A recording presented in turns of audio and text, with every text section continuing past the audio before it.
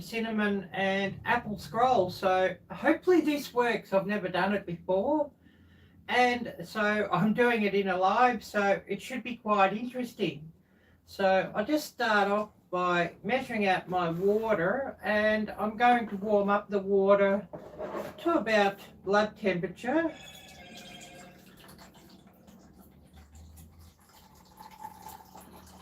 So getting about 12 inches of water, 12 ounces of water. I mean, Arielle, I really blur. It's just on midday here and I need some more coffee, but I'll get this water on heating up and I'll give it about a minute in the microwave just for that amount. And I better go and grab my phone and get that just so that I can keep up with chat, and hopefully we get a few people coming on. But I guess you know, live streams can be pretty hit and miss these days, so we'll get however many we get, I guess you could say.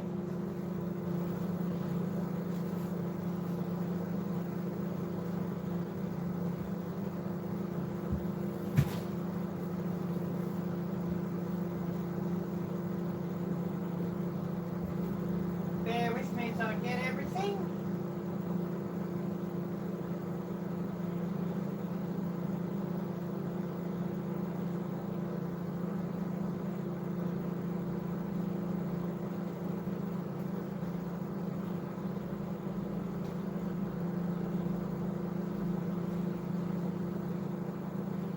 And of course grabbing this other phone just so that I can keep up with chat.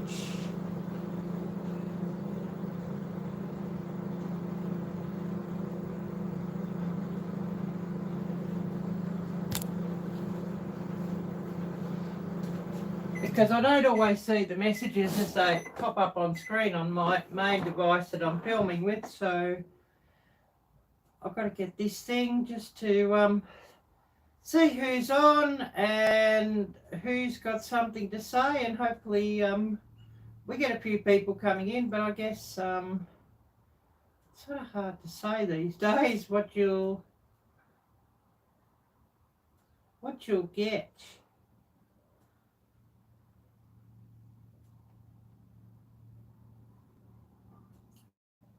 Oh, Unpaved Explorer. Hi there, John. Great to see you. And Die Bullfrog 79. Hi there, Uncle Al. Great to see you. And of course, another use for preps. I keep quite a few of these boxes of this bread mix in my prep tray, and I think it's quite handy just to have those.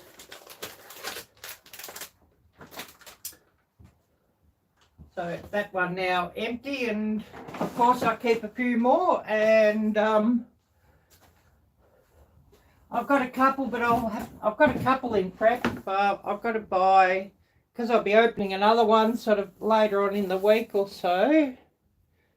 So I'll better buy another couple of these, and you know, I'll get the oldest one out of the prep box and just keep rotating them, but try and keep at least 2 or 3 of these big boxes in my prep container.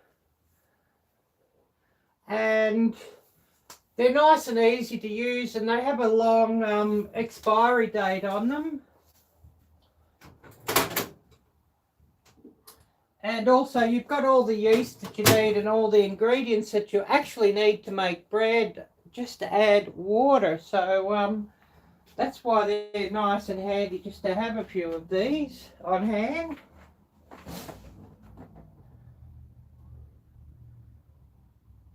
Oh, Retro Oregon, hi there, Kelly. I'm making some apple and cinnamon scrolls, of course using a bread maker just to mix everything. And of course we have like the base ingredient of just a kit,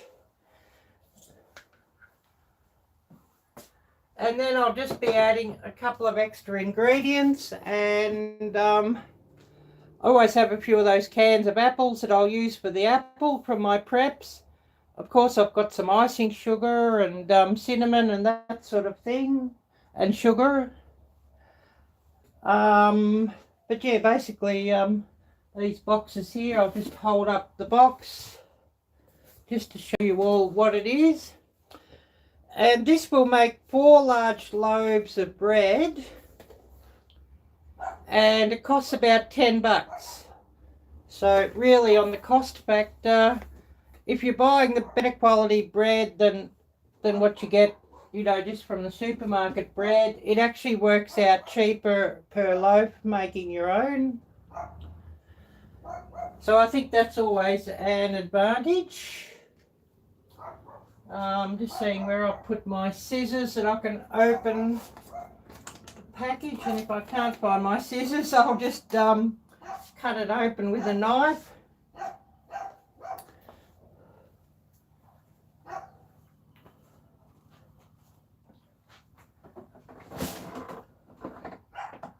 But anyways, I've just poured my water in the bottom of the loaf tin here, and I better not forget to put the paddle in here. I mean, there was one day I forgot the paddle and it was just mixing and nothing was happening, and I was wondering what was going wrong, and I sort of had to fish through and put the paddle in. Well, that was rather fun, wasn't it? Usually it says put your water in first and then your dry ingredients, but I'm just going to try it this time by adding my cinnamon to the water. And we're going to add 2 teaspoons of that because I like it. I want it to be nice and cinnamony, so I'll add 2 teaspoons, and I've got a half teaspoon measure here.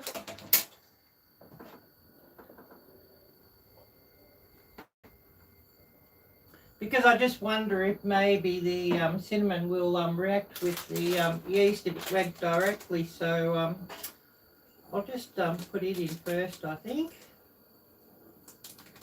And because I've never used this mix to do this, although it did work quite well for hot cross buns, so I don't think we'll have a fail there. But if we have a fail, well, of course, we're keeping this real, and you'll see if it's a fail or a success, no matter.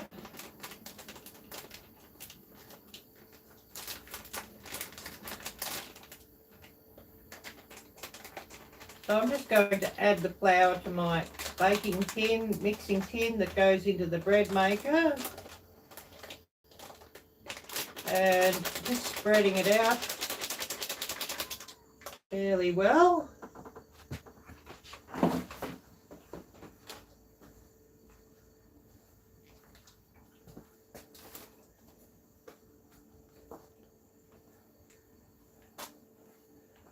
And when I made the hot cross buns, I added 4 tablespoons of sugar, but I want these buns just to be a little bit sweeter than the hot cross buns. So I'm going to add 5 tablespoons of sugar, just your normal white sugar.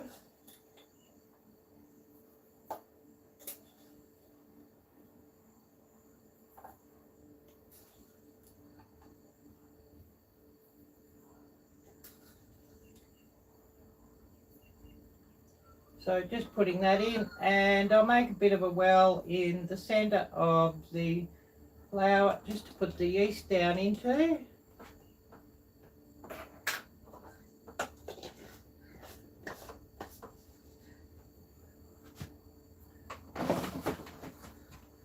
That aside because I don't need that anymore.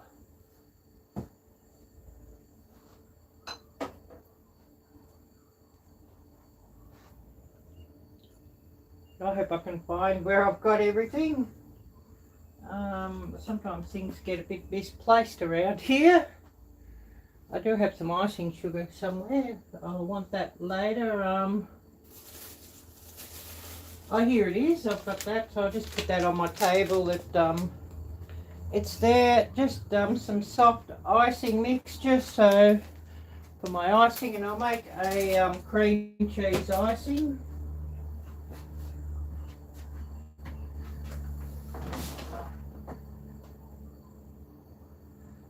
And of course, I'll remind everybody, please smash the thumbs up. I certainly need more of those. And hopefully more thumbs up means that YouTube promotes things a lot more. And for the bread mix, it generally says to add about 1.5 teaspoons of your dry yeast. I think I might just add 2 just to make sure things really rise up.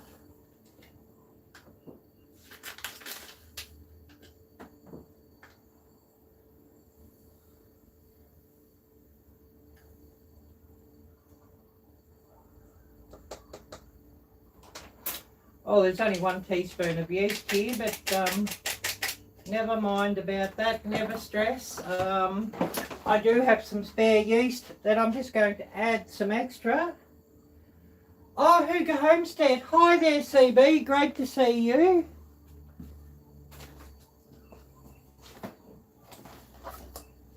So I've got another one here from, I've got a bread mix of some golden brioche from the same company, and that just contained 2 loaves, and I've made 1 loaf, and there's heaps of yeast in the little package, so that's all good. And it's probably good just to have some other yeast, which I do have, but I don't want to open the new container if possible, in your preps. Just, you know, if you do need some more yeast for something.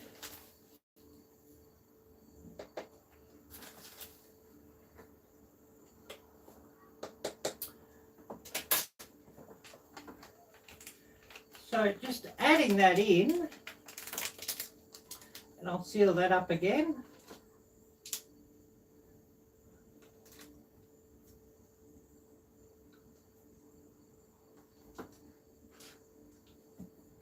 And I'm going to put this on just to mix, and I'm going to put it on to mix on the dough cycle.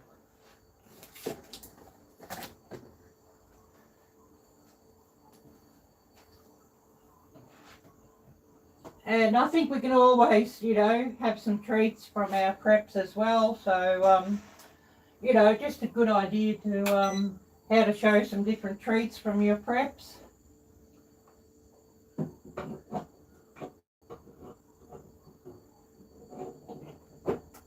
And I think these bread machines are a really great investment. They're so useful if you want to make some buns or bread dough or loaves of bread or even pizza dough. There's so many uses for them.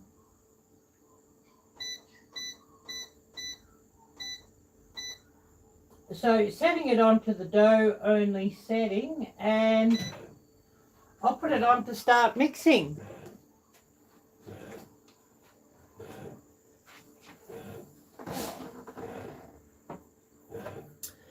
And of course I've got here a can of Pink Lady apple slices, which will be the apple in my buns, and I want that to drain out, so I'm going to get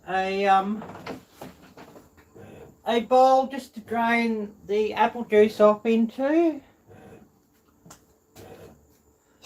And I'll use, without things crashing around everywhere as I get my bowl here. Sorry about the extra noise. I'm just going to open the can and just let it drain out.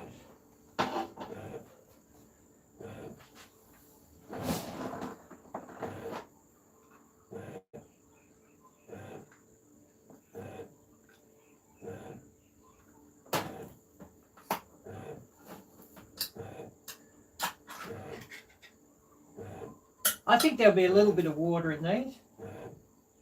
Oh, actually no water. Wow. They're actually fairly dry. I didn't sort of expect that, but that doesn't matter. That's all good. I can always just use a little bit of water in my frosting or icing. And I better get some coffee on too. eating my coffee, so get some of that on. I made a big pot last night, and of course plenty left over, so I just pour out a cup and I'll heat that up.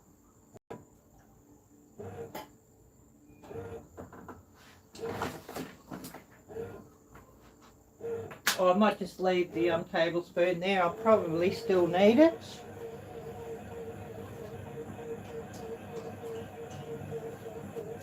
Getting rid of the knife. I don't need that. I'll just get some coffee on and heating up.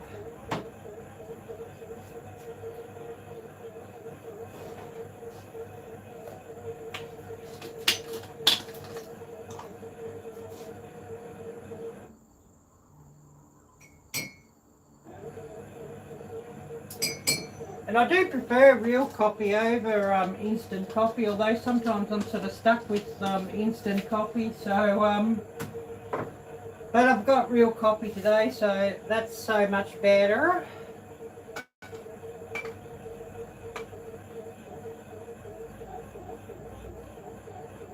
So just pouring out a cup, and I'll just get that to heat up in the microwave.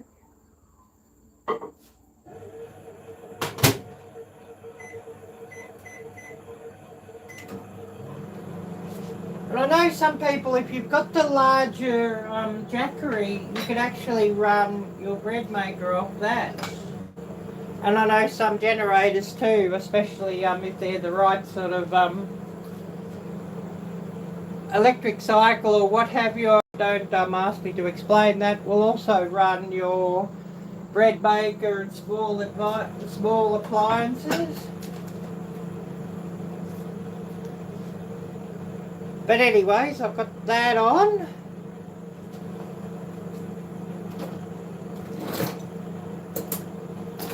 And just looking here for my paddle or whatever you want to call it. Here it is. We'll grab that because I'll make my icing also while we're waiting.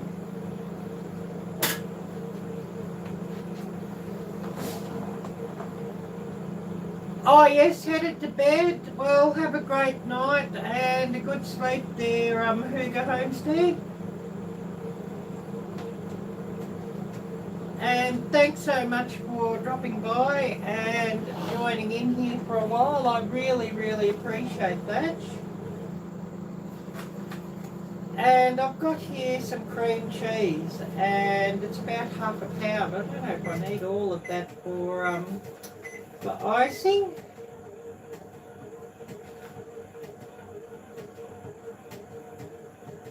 But of course, you know, I'll use half of that, and actually the rest of it I'll just put aside, and I might make some cheesecake or even use it for something else. I really like cream cheese, so it's really good for a lot of uses, and even just to spread some on your toast, it's just absolutely brilliant.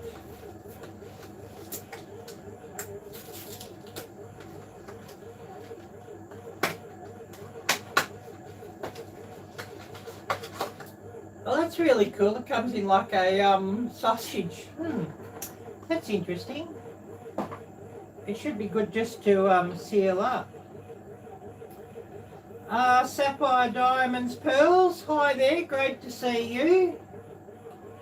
Oh yes, we're mixing up some bread mix. I'm making some apple cinnamon scrolls. So of course it won't be baking in the bread machine, but I use the bread machine just to mix and to prove the dough and all that. I think it's a great time saver and makes the job much easier.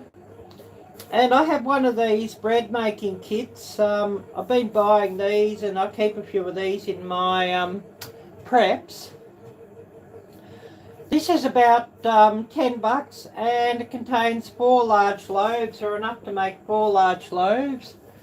And of course it's great to use as a base for so many other recipes, like I did hot cross buns with this. I'll do like pizza dough with this if I want some pizza bases or pizza dough. Yeah, I've got a cup of coffee on. Definitely need a cup of coffee myself, and yeah, a cup of coffee with that would be really nice. And I'll make a cream cheese icing, and never done that before either, so I'll have to Google the icing. Makes things interesting, doesn't it? And thanks to Google. But I'm sure I've got all the ingredients, and if we don't, we'll just wing it, I guess you could say. So I've just heated up some coffee. I made a big pot of brewed coffee last night. Yeah, I know I shouldn't drink coffee at night, but I do. I like the stuff too much. So of course, I also like to sweeten it and put some coffee mates, so always have plenty of that on hand. And I've got some real milk that I'll put in. And I will always have also some high temperature milk, you know, those boxes of UHT milk. I also keep a few boxes of those in my stores. Just for like if I can't get fresh milk for some reason, I've got those. And I check the date, so if one's getting close to the date, well, I'll just take it out and use it and replace it with a new one.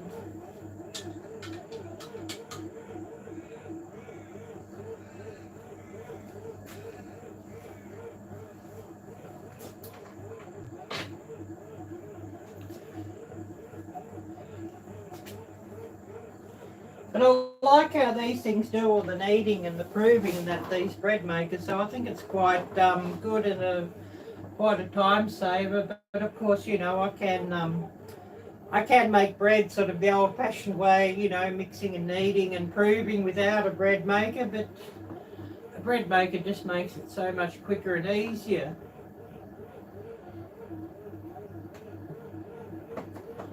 Plus it will prove your bread at the right temperature, so sometimes you're not waiting hours and hours for it to prove. I do some sapphire, some canning. I'd like to do a lot more, but I need a pressure canner to do a lot more. I only do the water bath method at the moment, but I'd love a pressure canner, but they're so expensive here because they have to be all imported. So, you know, you can buy one off eBay or Amazon or the like, but they're all being shipped from the US, so you're paying for the pressure canner and the setup, and plus you're really paying a lot of money for the shipping on top of it.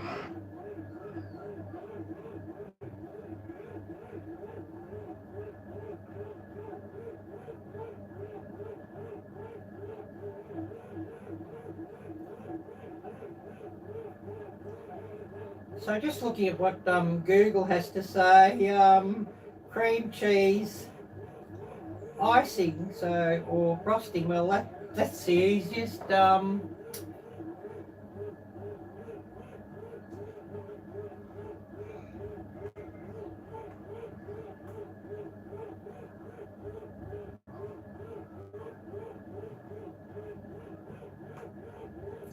So just looking to see what Google's got to say here. It says you need real cream cheese, not cream cheese spread. Well, luckily I bought the real cream cheese here.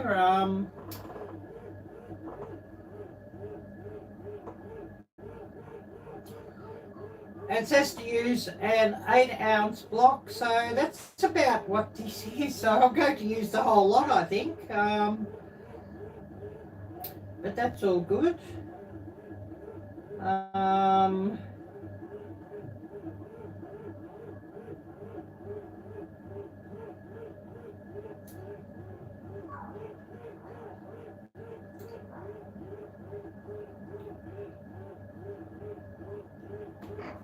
So just looking to see what I need. This thing sort of acting up on me, so I can't even read the ingredients at the moment.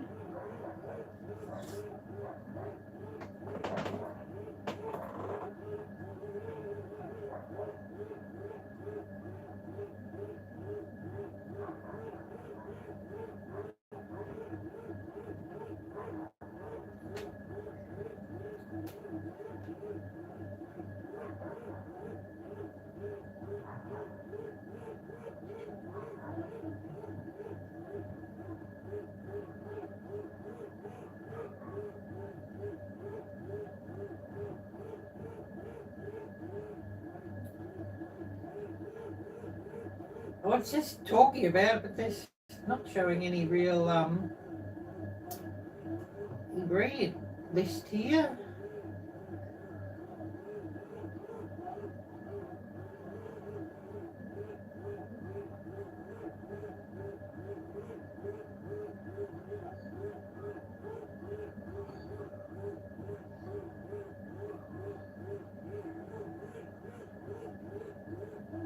Oh, it's saying, yeah, that's a big amount though. So I think I'll use half because that'll be enough for the amount of bread rolls or buns that I'll have. So I'll use half of that.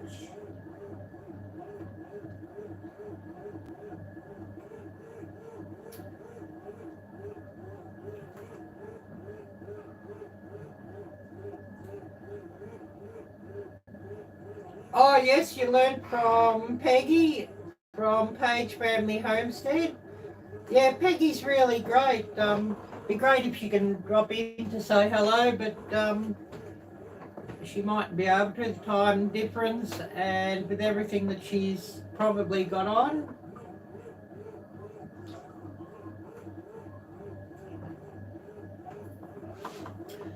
So I'll just go and get this open and I'll take about half and put that into my little bowl and start beating things up.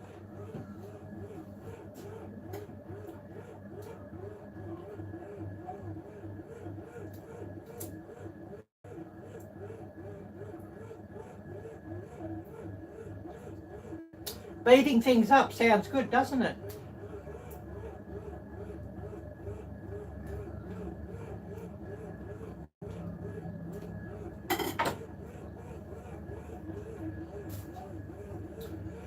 And it says we need some butter too, so that's interesting. So I'll just, of course, I'll grab some butter and that can go in. And it does say that you want to cool it before you pipe it onto your buns or rolls or whatever. So it's probably good that I'm doing it now because you know, it'll be a fair while before the bread is ready or the buns are ready. So just getting this out, and I like that it was coming in a sausage like this because then I can just sort of take half and then twist the end and seal it off. So I'll put this back into my refrigerator.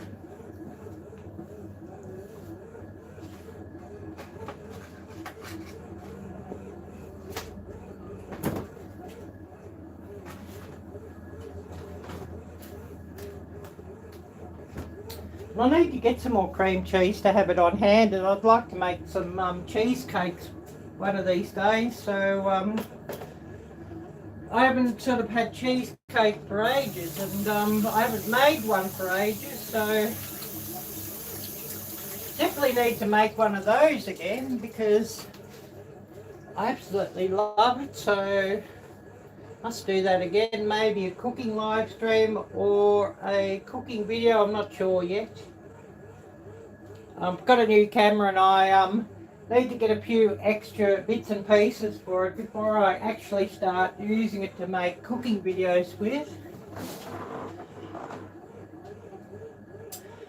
And you can see my last or latest video upload where I just show the difference between the new camera and the Samsung phone that I had been using to film with. and I show how there's a great difference between a 20-year-old Canon digital camera, which I had, bought 20 years ago, but never used it for YouTube, of course.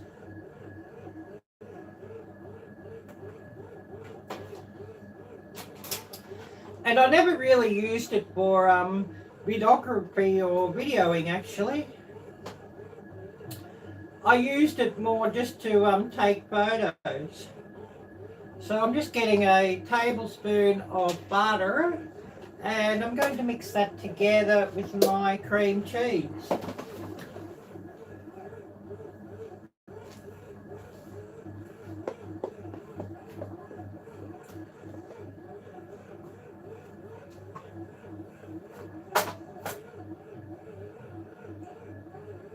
And yeah, it says to add like a teaspoon of vanilla essence. I know I had some, but I don't know if I've still got it.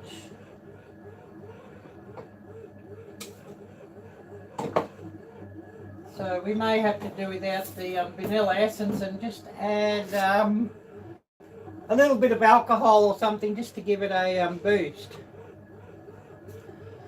And I've got here some red food dye, pillar box red, and I might even just add a drop to my icing just to give it a pink colour. Should make things look interesting.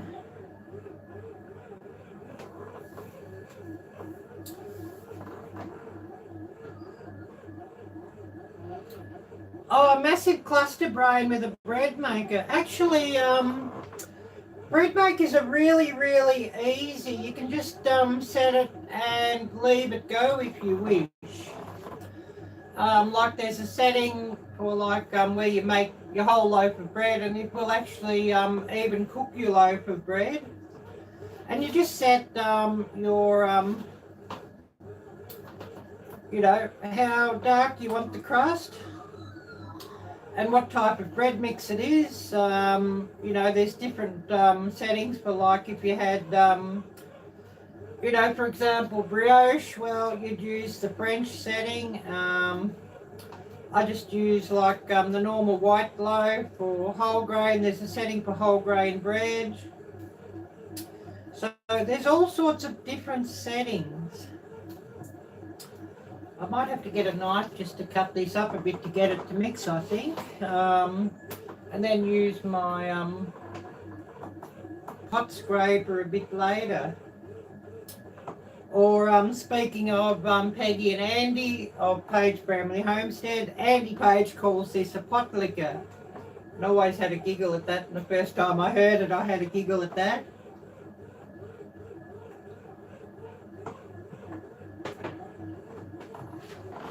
I need to get a new whisk too, actually.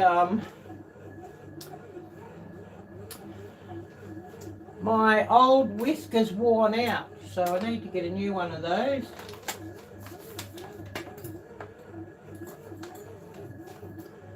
But anyways, never mind.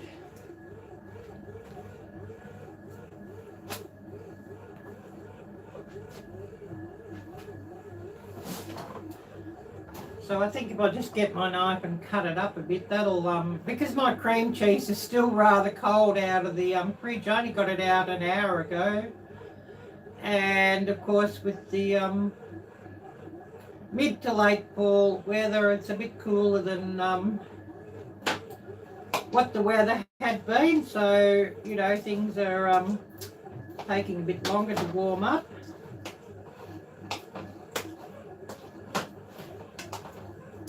So I just cut this in, and then when it sort of softens a bit, I'll beat it up together with the pot scraper.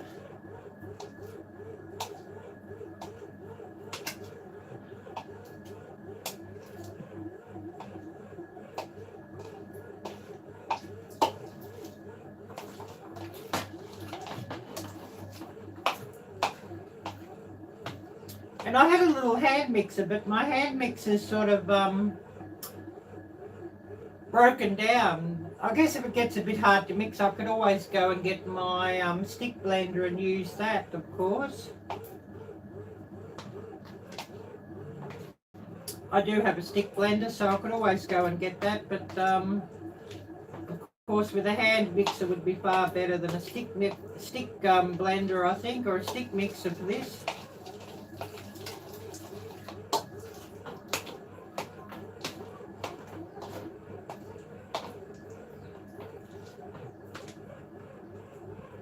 But I may have to get the stick blender.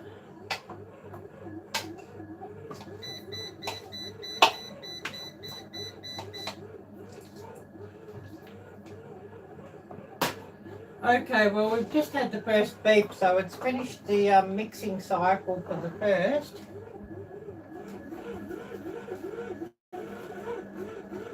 Oh, it certainly smells nice and it's looking quite nice, so, you know, got high hopes here. I might just give it a bit of a scrape here where things have stuck, but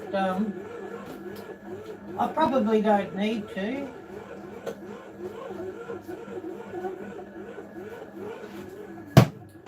As it will just keep mixing and mixing and mixing for a while yet.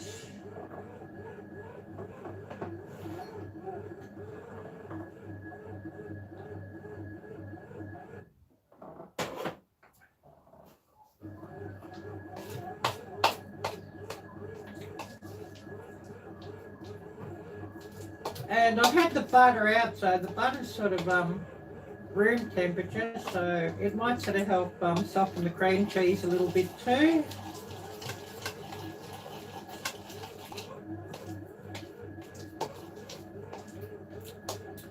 Oh, I think I'll get this to mix by hand.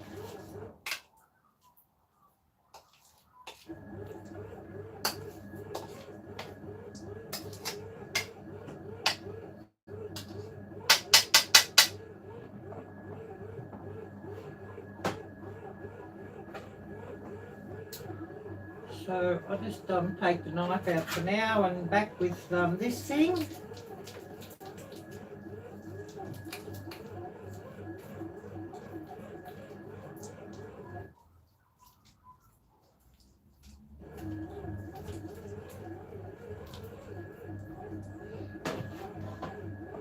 And I just want things to, you know, soften up a bit. And I'm going to add, I think, just because I can, and it should be quite interesting in the flavour.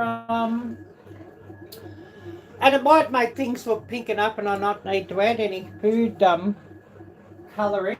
I'm going to add a teaspoon of this raspberry jam or baking filling, because that should go quite nice with the apples, I believe.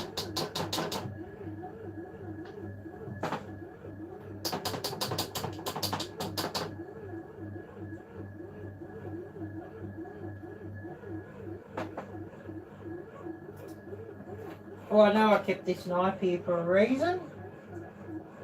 Just to get the jam out of the teaspoon.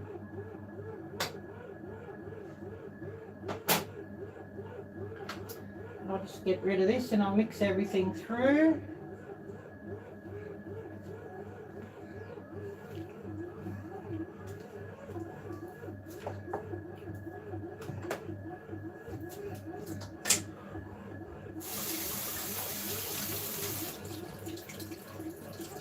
And I think the slight tang from the raspberry jam, and it's a baking raspberry jam, so it's really more like a jelly than a conserve. So it should mix into that quite nicely.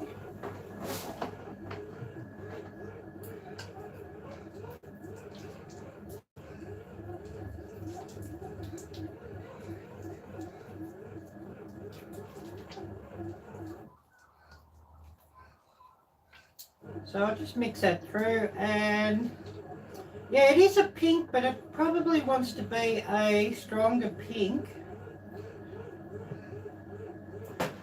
So I'll actually probably will add just one drop of food dye. Oh, nice to see you're still with me, Uncle Al. Just get this open, and I'm going to put in some icing mix. icing sugar.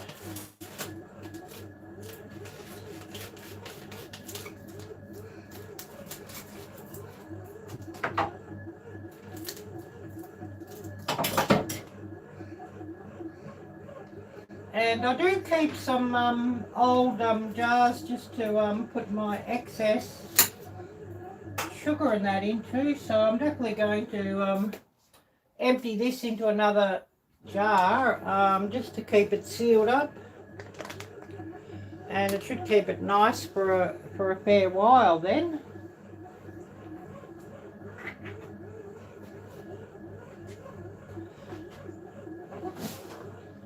And I'm going to add 4 tablespoons, I think should be enough of this to my icing. But I can always add a bit more if I need to.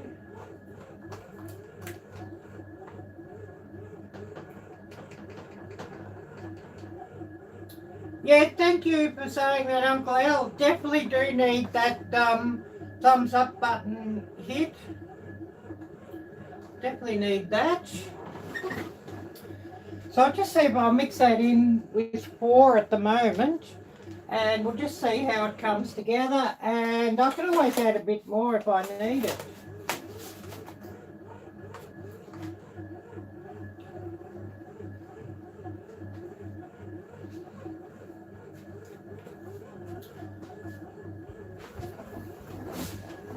And Google said to actually add some salt, so I might just add like a quick grind of sea salt, you know, something like a pinch of salt, not a lot of salt, just enough just to bring out the sweetness, should be enough.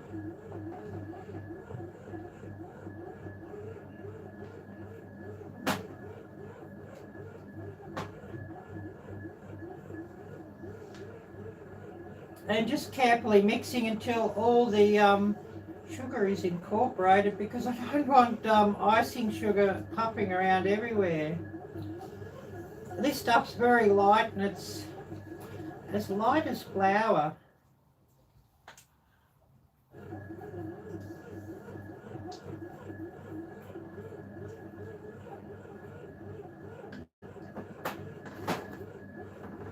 So I'm just going to add no vanilla essence. I'm just going to add this. I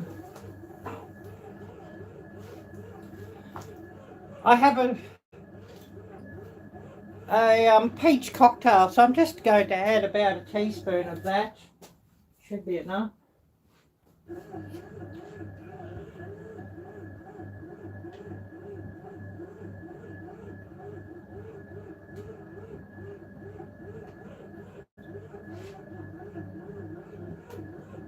About a bottle cap.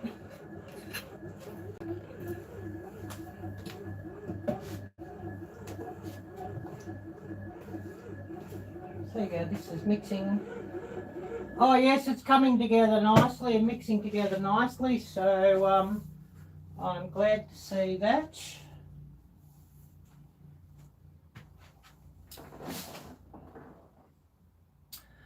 And I'm just going to put 1 drip of this red food colouring in. Of course, that's totally optional.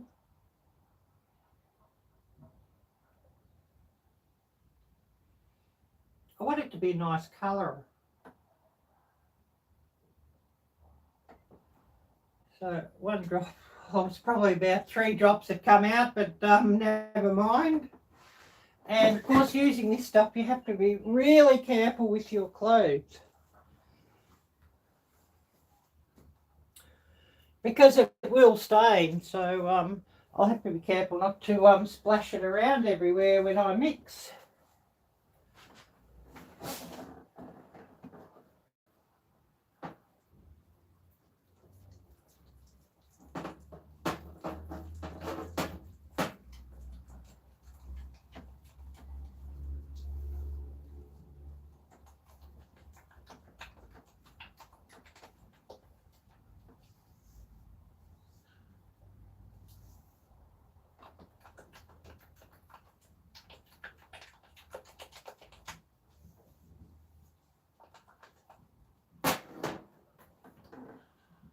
So I'm just going to beat this up until the chunks of cheese sort of dissipate.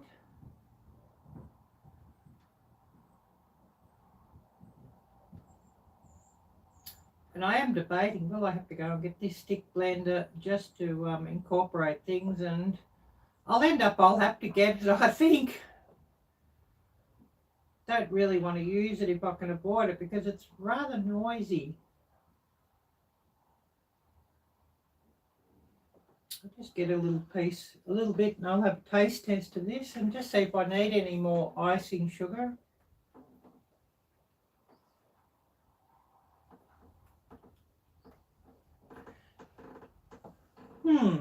Yeah, I think I might just put another 2 tablespoons of icing sugar in that.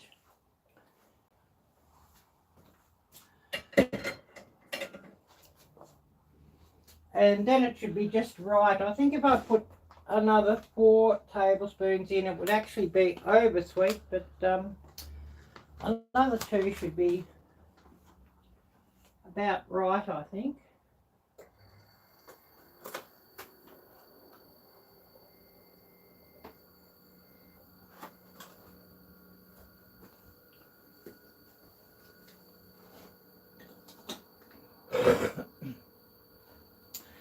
So I'll just mix that up.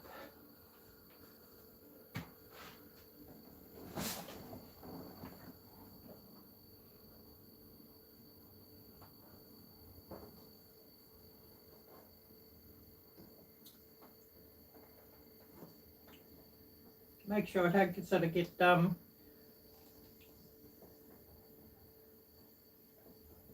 frosting all over my finger as I hold this bowl.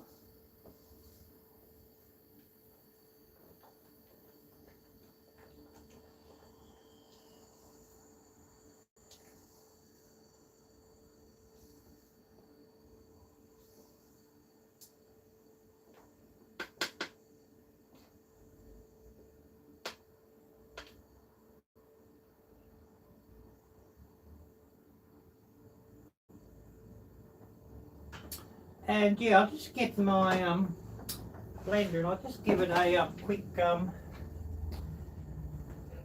hit with that, and I'll do it a bit away from the camera that it's not sort of so loud in the camera, and we'll see how it creams up with that.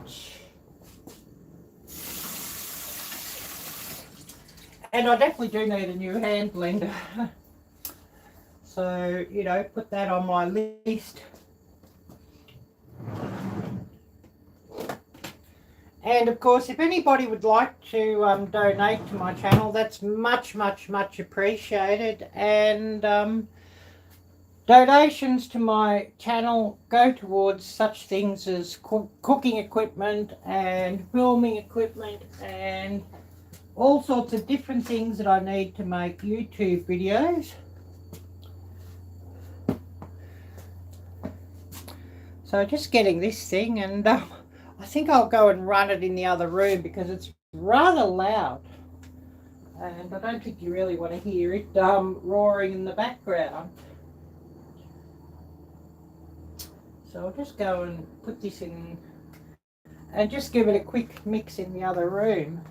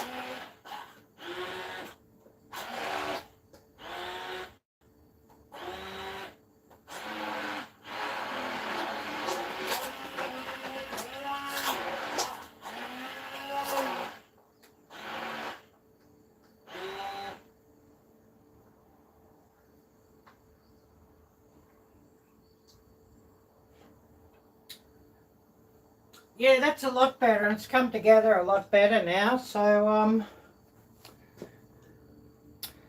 I think I can scrape this off and put it into the fridge. And we'll just see how this dough is coming along.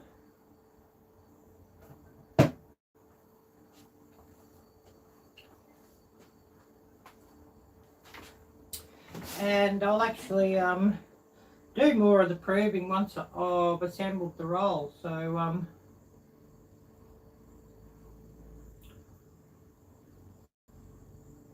that will be all good there.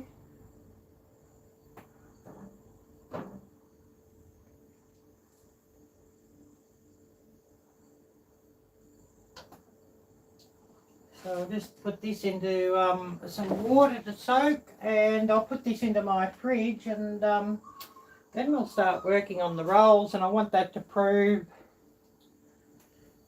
more outside, so that's all good.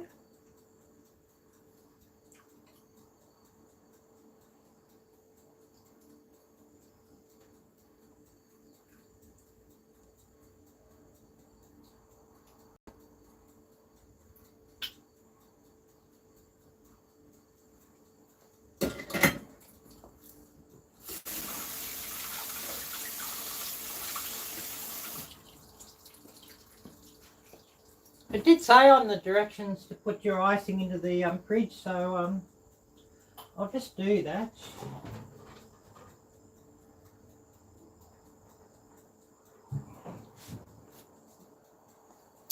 And we'll have a bit of a wipe up here where I've made a rather a mess.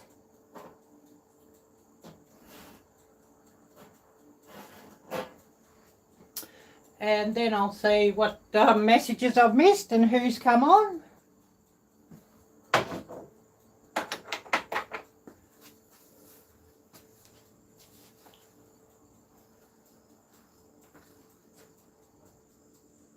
But this frosting certainly does look lovely, so just mix everything through there.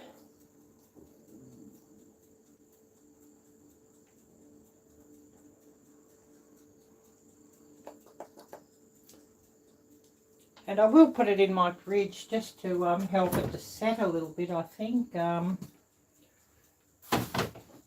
It might make it just a bit easier to deal with in the end when I put it on these rolls.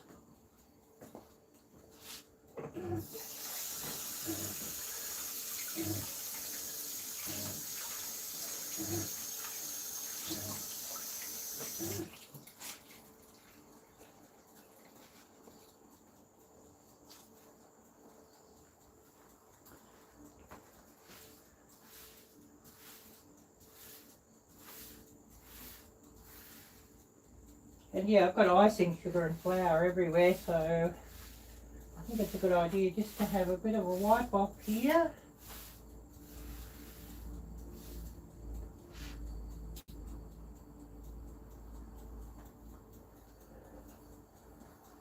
And I might just go and have a bit of a look at the mailbox as well, because I am expecting a couple of things in the mail that I ordered from eBay. Some accessories to go with my new camera.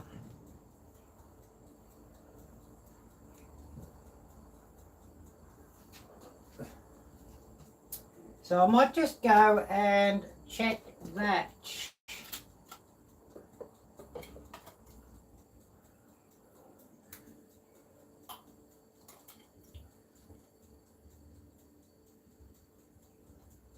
And then when I come back from that, I'll put another cup of coffee on, and I'll get this camera out and I'll give you all a look, because there's probably a few of you asking, oh, I want to have a look and see what camera you got. So yeah, I'll bring that out once I get back from checking the mailbox, and I'll give you all a look at that.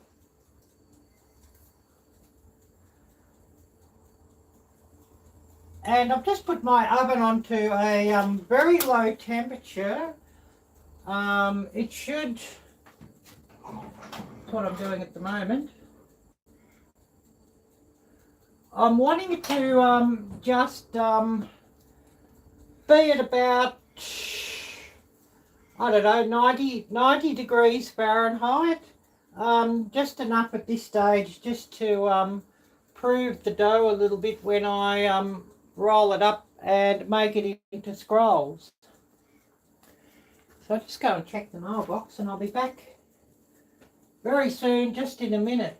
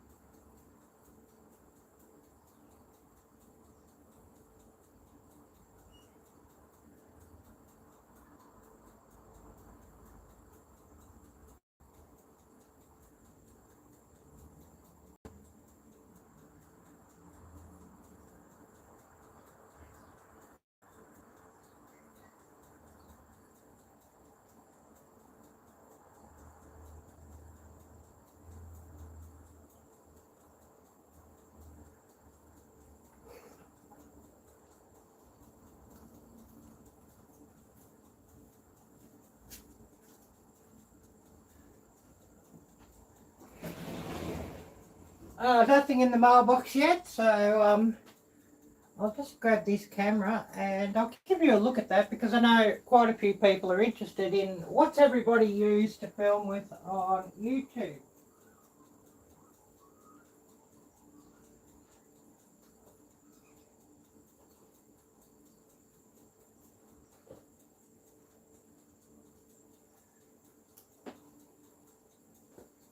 And of course, once I get the other bits and pieces to go with that, it'll be even better. But yeah, it's tiny, isn't it? I got here, it's a Pocket Osmo 2 by DJI with a gimbal on. And of course, as you move it, your gimbal will move around. If I've got it at the right setting, but once I get the phone attachment, it'll be even better for that. And of course you can use your phone as a large screen, and it films at 4K and 60 frames per second, or you've got a slow motion setting as well, which will actually film at 240 frames per second. And you've got, like, you can take photos, you know, with your just your photo setting. There's a time lapse, which it does take really good time lapse. I do have a video up on time lapse that I took with it. It's also a panorama that'll take a panorama, and it'll automatically move the gimbal to take, you know, the 3 or 4 shots to make a panorama. So a really, really useful piece of kit.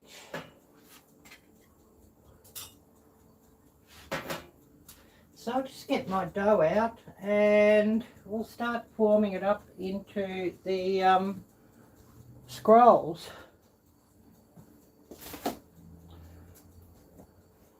So that should be interesting, and just thinking I might just grab a board just to do it on, because otherwise we'll end up with quite a mess, and of course some parchment paper.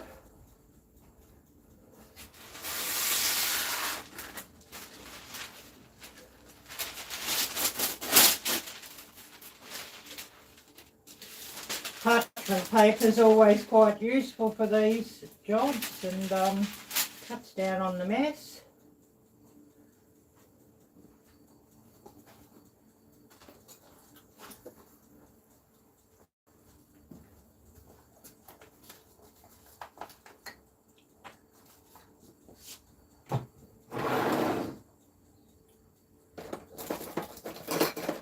And just grabbing the pork, as I want the pork again, just to get the pieces of apple out of the can of apple.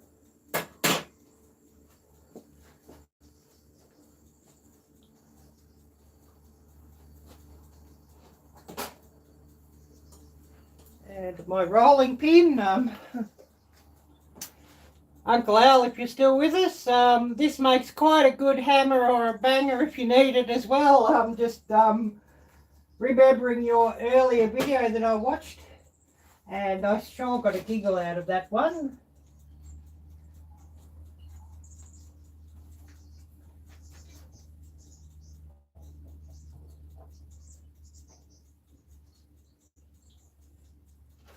So I'm just going to get this out, and we'll start rolling it out. And yeah, we might end up with a rather sticky mess here.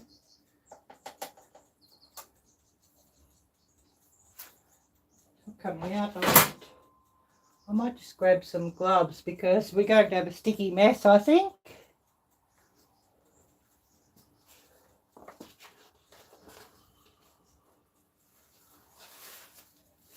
So some disposable gloves, and I bought them from the dollar store and thinking that they were latex, and they turned out to be plastic. So if you're buying gloves from the dollar store, just check to make sure that they really are what you want.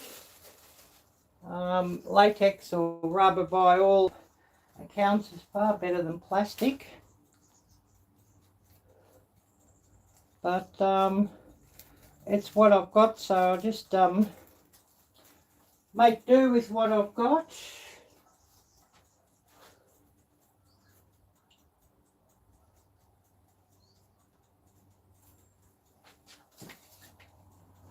And yeah, the plastic does sort of rather stick together, and it's not very nice really, but it is what it is. So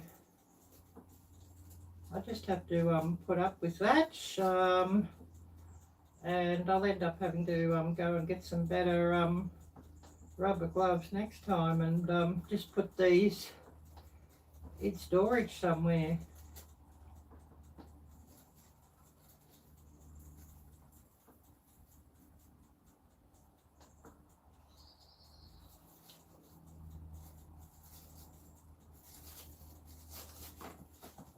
I think they sort of get static electricity and stick the plastic together too.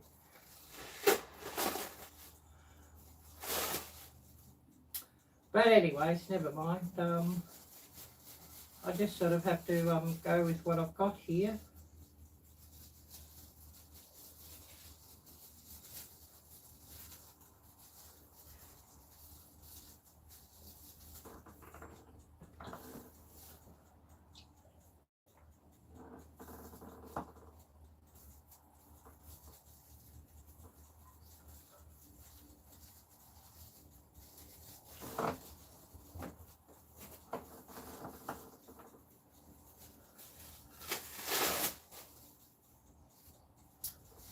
Oh, they're shockers, aren't they, these gloves?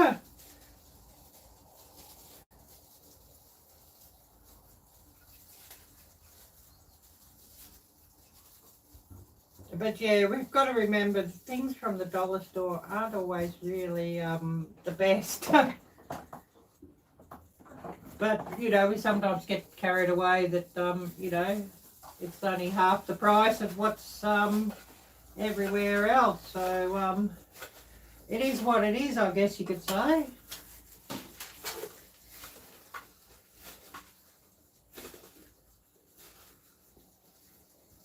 So now just getting my dough out, and it's stuck together rather well, hasn't it?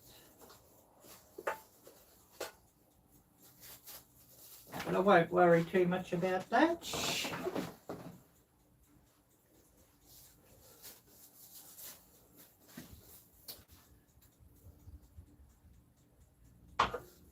Just check. Yeah, I think my oven's okay. It's not too hot. Because I wanted to be able to prove this bread, and oh, I should have had some flour somewhere, but I don't. So we're going to have a bit of a sticky mess here, but never mind about that. I do have the parchment paper just to deal with that. And it's going to be too sticky for my rolling pin, so I'll just push it out by hand, I think. Doesn't have to be so exact. There'll be a fairly rustic cinnamon scroll, I guess you could say, but that's all good.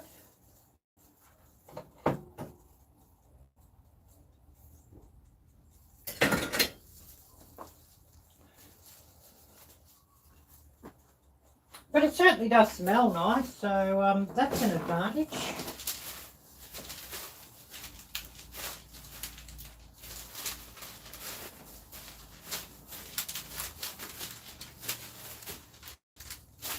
So I'm just stretching this out, and I want it to be, I don't know, about an inch or half an inch thick, really. So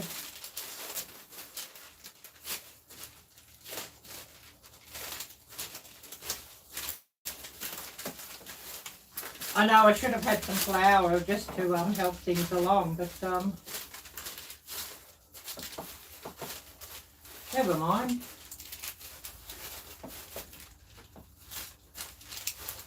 And I'm just pulling it out to a nice big rectangle.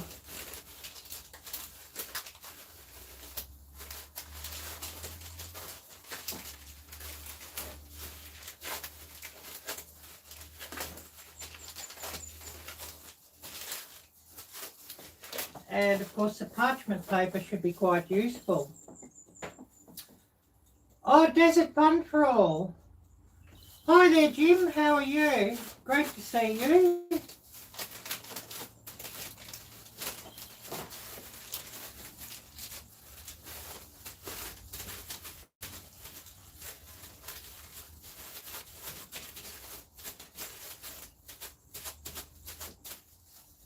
And yeah, we're having some, well, we're making some cinnamon scrolls. I've never made them before. Shows, doesn't it?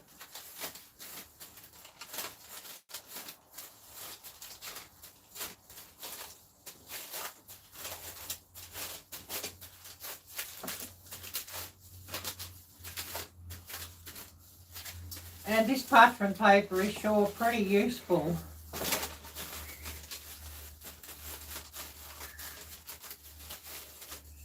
Things won't stick to that too much.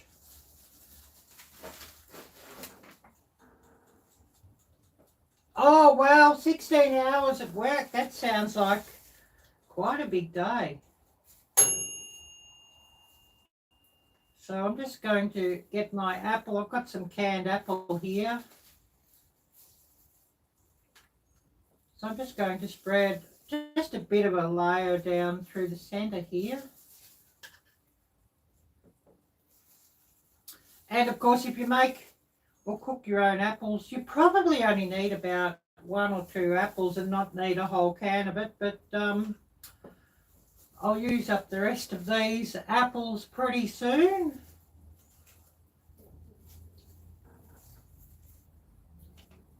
as I love pineapple.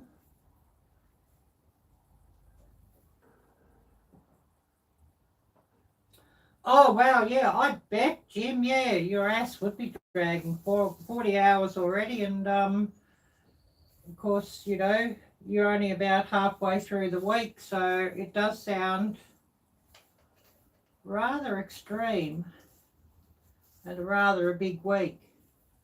So that should be enough apples. So I'll put the rest of my apples into the refrigerator, and I'll use the rest of those up later today.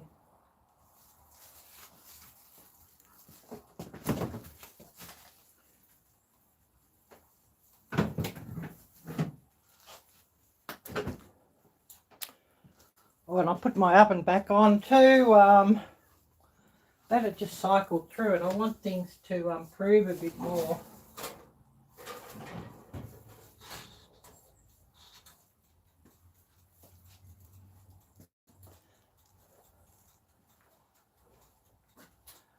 And I'll just give a little bit of a sprinkle of cinnamon over my apples.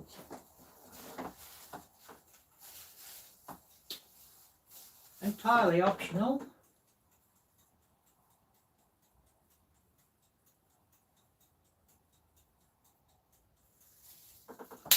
I won't sprinkle any sugar because that'll only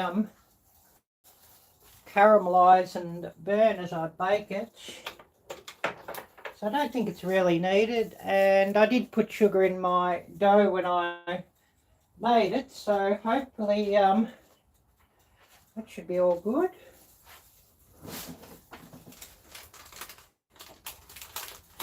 And I'm just going to roll it up, and thankfully the parchment paper will help me able to do that.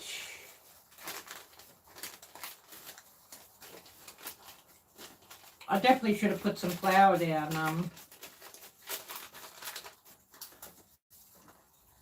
I'm out of all-purpose flour at the moment, so I've got to get some more of that. I only had self-rising flour, and it sort of puts a bit of an off flavour through, I think, if I use that. So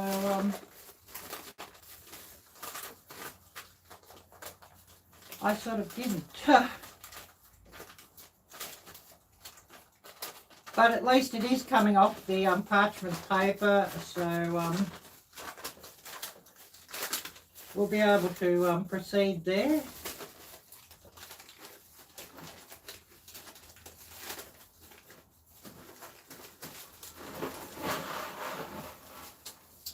And I basically want to roll this up into a nice big log.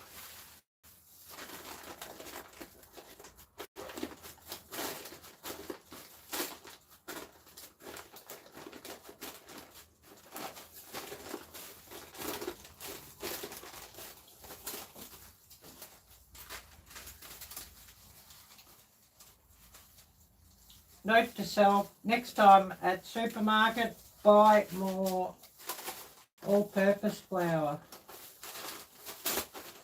Maybe I could have sprinkled down a bit of cornstarch, but never mind.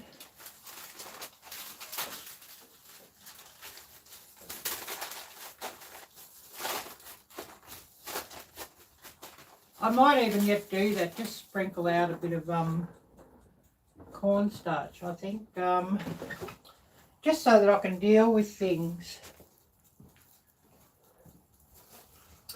It will be a little bit messy, but it'll stop the sticking.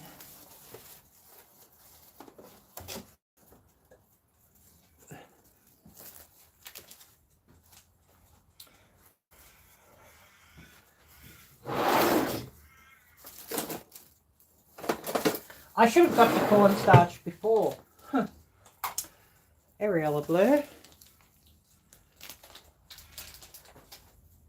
As it would stop things from sticking.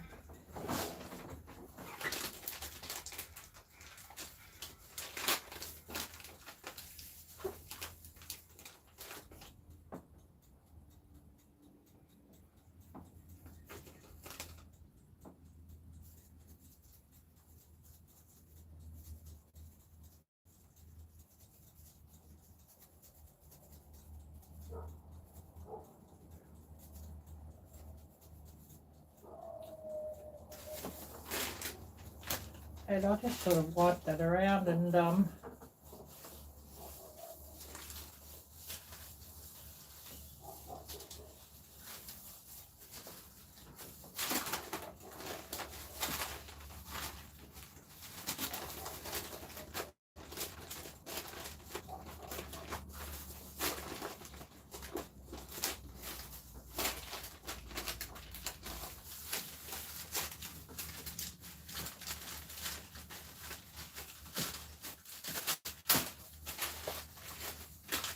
roll this back, and I'll put some on the other side as well, and we'll definitely make this a bit easier to handle.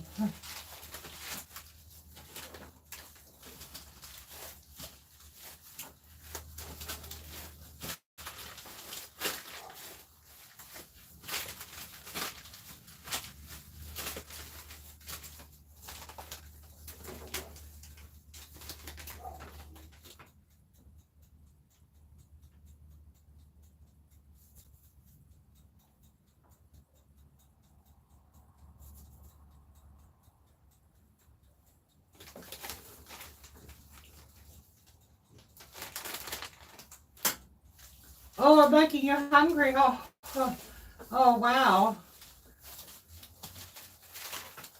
Oh, yes, this cornstarch has really made things a bit easier to handle there.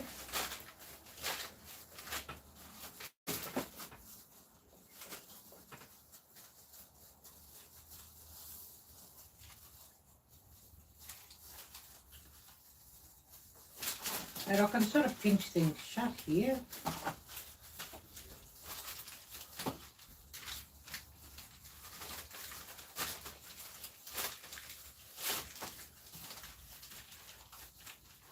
And I should have got the cornstarch to start off with, but never mind.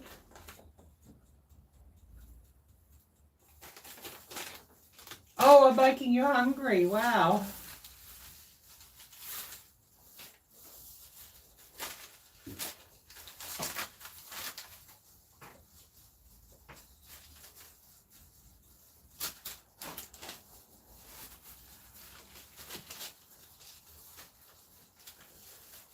Yeah, this cornstarch certainly made my job a bit easier.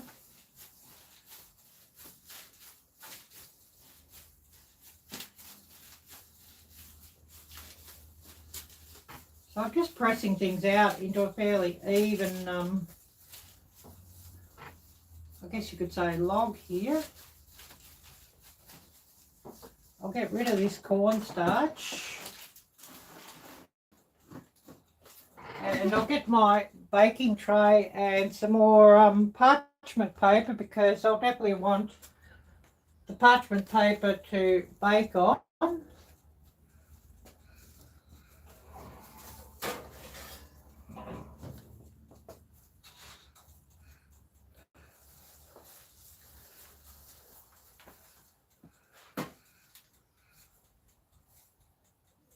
Oh, even though you've just ate and I'm making you hungry. Wow. So I'll just get another good sheet of parchment paper.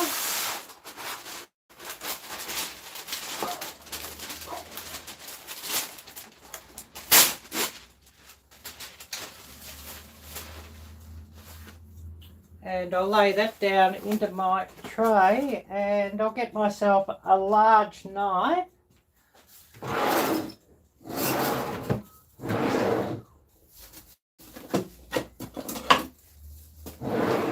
Just so I can cut these up into each scroll.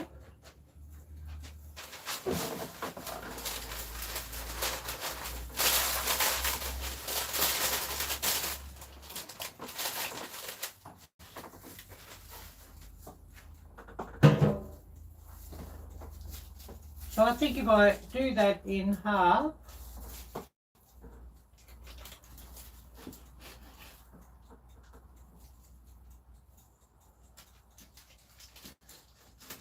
half again, half again, And then each into 3. That should be quite good.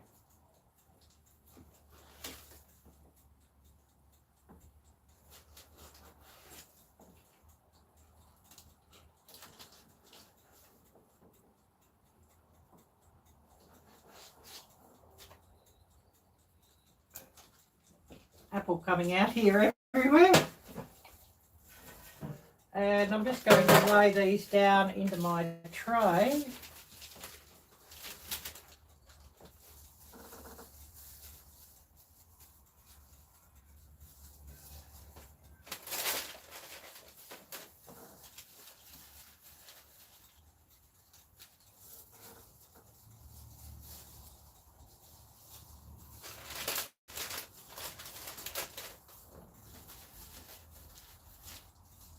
Evenly spacing them out.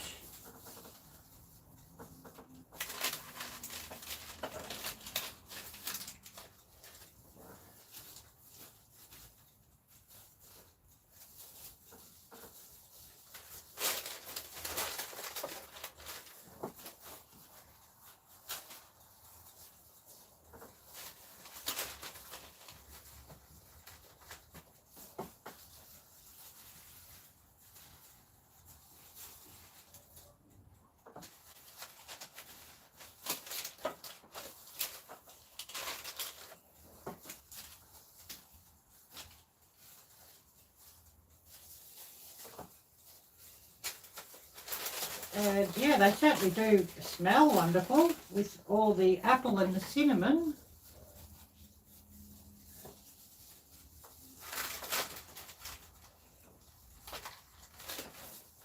I'm just sort of pushing them, you know, round and in.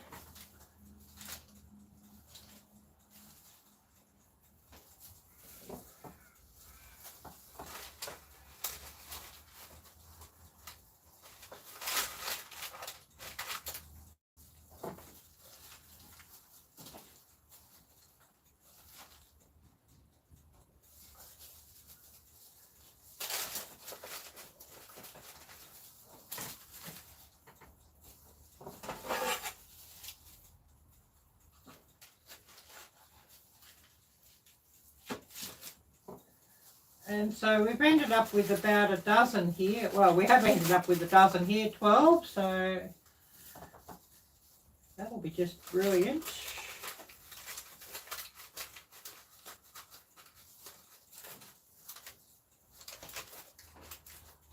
And I'll just get rid of these gloves and move everything aside here. And of course, I'll have a bit of a wash up here later.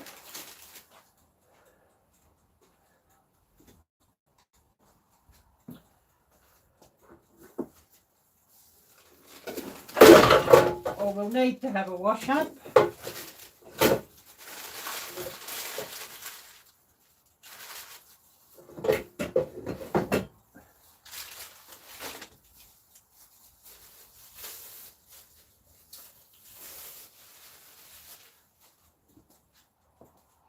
And I'm going to put these in to prove for about, without knocking everything down here on the way past. I'm going to put these in to prove for about 30 minutes. But yeah, I'll just show you what we've got there. Certainly looks wonderful. And first time making these, so the things that Ariella does for a live stream.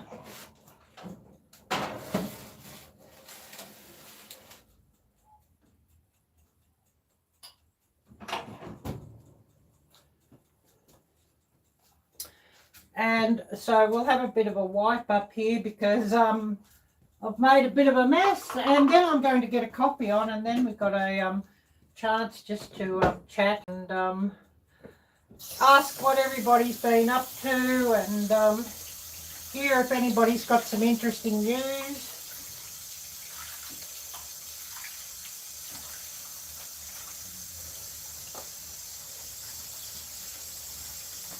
Of course, cornstarch everywhere, flour everywhere, but we'll get rid of that. And then I'll get another cup of coffee on.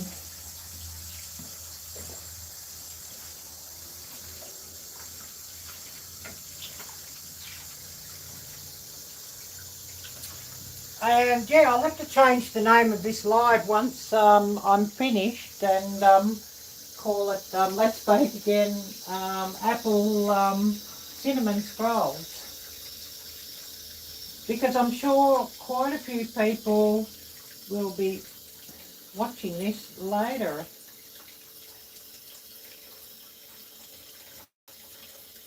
Or I hope there'll be a few people coming back later.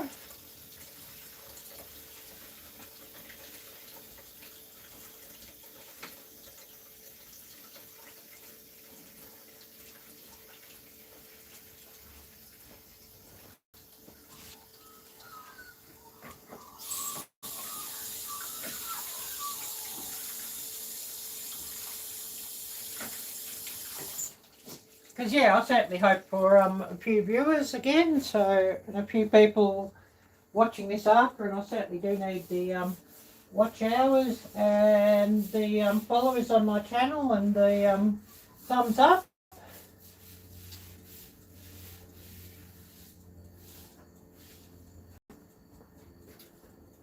I'll just give this a bit of a wipe out, and then it can close up later. And I'm finding this bread maker to be a very, very useful purchase, as it gets so much use, and not just for making bread, but for like pizza doughs and for hot cross buns, for example. Now cinnamon scrolls, bread rolls, pizza dough, so you know, there's so many useful uses for them.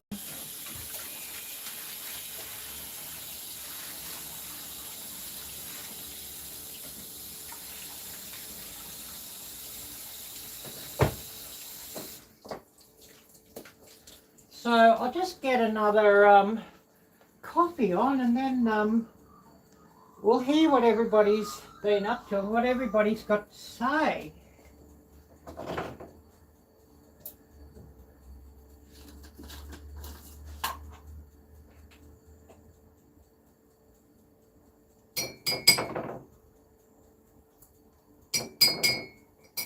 And for those who have just come on, I'm using a bread mix, a commercial bread mix that you can buy for your bread machines, or even for making bread by hand if you don't have a bread maker machine.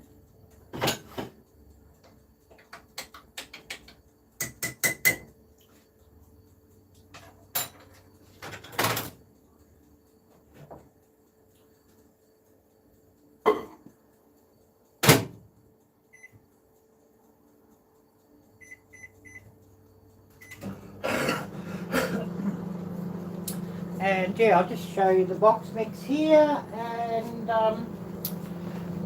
I used one of the mixes here for one loaf, and this will make 4 large loaves, and it costs $10. And of course these are great to keep in your stores or your preps, and I always keep a number of these in my preps.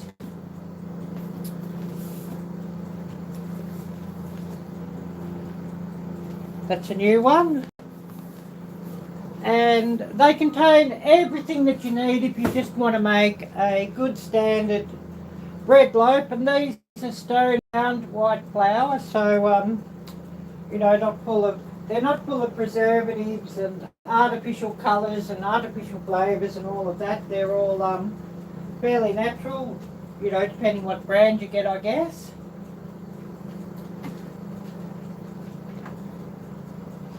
Oh yes, your KitchenAid. Yeah, I don't have one. I need to get one or a mixer, but I know that if you use them all the time for bread dough, that it can sort of burn the motors out, because making the bread dough is pretty hard on them. And of course these bread makers will also prove your dough, so unless you know are making rolls like this or scrolls like this, you don't need to you know, find somewhere to put your dough just to have it to prove.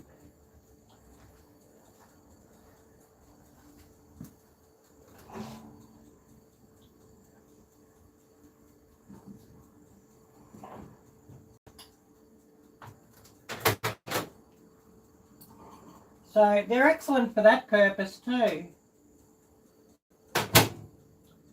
I got that from a Goodwill store, because I know that brand is well over $100 new. That's a Breville brand. I know there's some cheaper brands that you can get from like Amazon and the like. Oh, a meat grinder and sausage stuffer. Yeah, I'd love one of those. I mean, homemade sausages and home grinding your own meat is really a big saving. And, you know, often it's so much better than what you buy as well. Now, looking to see, where did I put my coffee mate? Oh, down here. Because I definitely want some coffee mate in my sugar, and then I'll grab some milk. Oh, Fungus Queen. Hi there, Fungus Queen. Great to see you. Oh, the noodle cutter next. Wow, that sounds interesting. Yeah, I don't really make a lot of noodles, otherwise I would get something like that. I really only eat noodles sometimes, and often they're as a meal extender. Oh, thanks, Uncle Al. We'll see you later, and thanks so much for watching. I really, really appreciate that.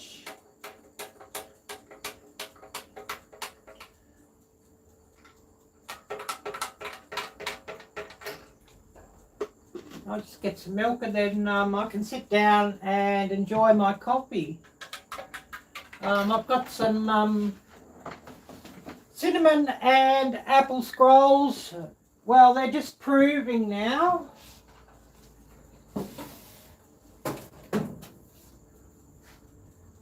They're starting to rise up a little, so that's good. I want them to prove a bit longer yet. I've got a dozen of these, and I've got some icing made in cream cheese icing, or cream cheese frosting in the refrigerator that I made earlier. And these really want to prove for about 30 minutes, and then they should be ready to bake. And I'll bake them at about 380 to 400 degrees Fahrenheit. And I think they'll take about 20 minutes, but we'll just play that by ear. First time I've actually made them, so it's all a learning process. So first time making them and going live doing it. Courageous, aren't I? But yeah, that's the frosting, the cream cheese frosting that I made. And I put a little bit of raspberry jelly in, the baking type of raspberry jelly, and about 2 drops of red food colour. And then the rest of it's Philly cheese, icing sugar and butter. Plus a little bit of liqueur just to, you know, give it a boost, because I thought I had vanilla essence, but I don't. So I just, you know, put a bit of peach liqueur in, because I thought, well, that'll do the same job, and that's all good.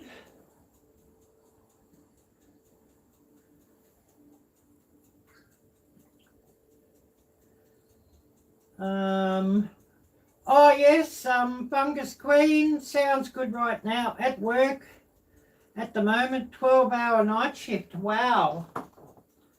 Yeah, that sounds like it makes for a pretty long day or a pretty long night. Yeah, sounds delicious. I'm looking forward to them. I haven't had homemade cinnamon and apple scrolls for years and years and years. And you sometimes find them at the supermarket or at the bakery, but they're often not really that nice, the ones you buy, unless you find a really, really nice cake shop.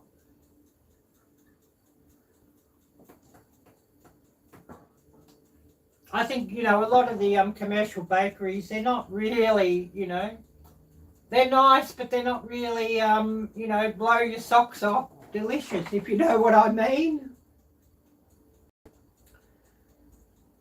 So I'm just waiting for these to prove up, and then we'll bake them up, and then we'll have a look at them and we'll frost them.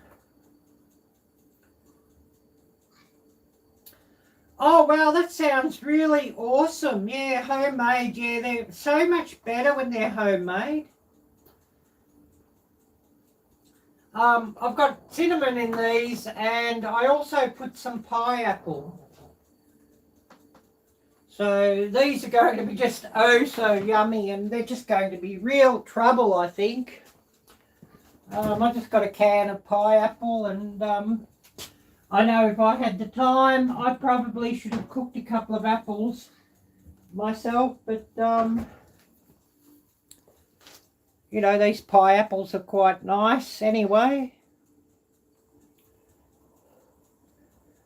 And I used about half a can was enough for this, and I've got 12, there'll be 12 fairly big apple cinnamon scrolls once they're done.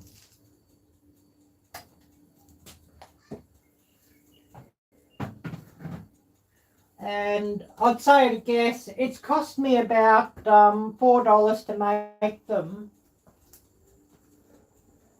$4 maximum to make them, which I think is pretty good value. Especially if I was buying them from the bakery, for only half a dozen, for only $6, I probably would be paying about $4 or $5.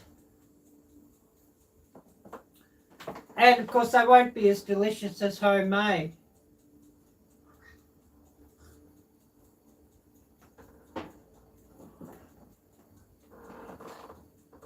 And I know some people would probably, before they bake them, put a milk glaze on.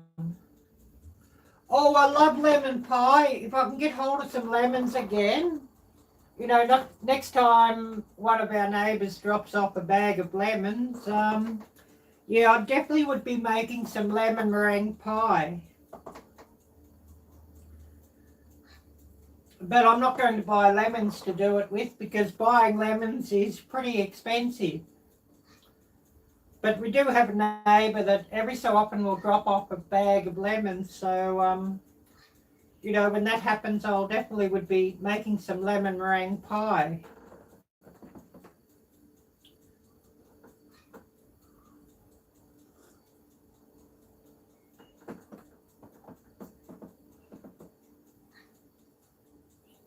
Oh yes, lemon-filled pies are your favourite. Awesome. Yeah, they're pretty good, homemade lemon pies.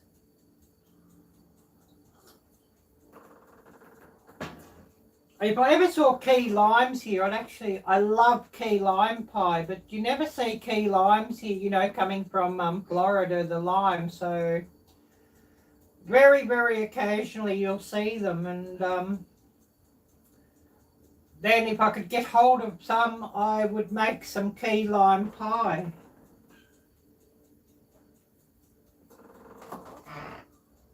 A vinegar pie tastes like lemon pie. That's interesting. So what would you use, like apple cider vinegar? Something like that. I need to get some more apple cider vinegar, of course. I've only got about half a small bottle of it, and I need to get some more. because I'm going to be pickling some eggs in the next week. So I must get some more of this because I prefer apple cider vinegar for like pickling and just about everything, as well as salad dressing or whatever, wherever you use vinegar. I prefer the apple cider vinegar over white vinegar or, you know, just your brown malt vinegar. So I generally buy that one.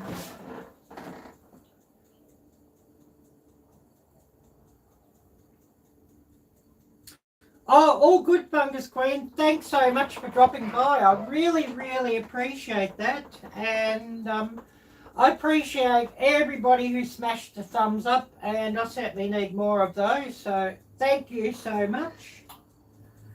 And while we're here, I'll remind everybody of the links down below in the description. I have a membership link if somebody would like to become a member of my channel, which would be much appreciated. And I've revamped the membership. So memberships now start at $1.99 US per month. So, you know, the lowest level used to be $5, but I've dropped it down to $2 per month. So just in the hope that we get a few more members. I also have a donation link if anybody would like to donate to my channel, and donations go towards different filming equipment for YouTube. Also even things like for making videos like ovens and whatnot. When I put my camera, I got a new camera, and YouTube has paid for that, of course.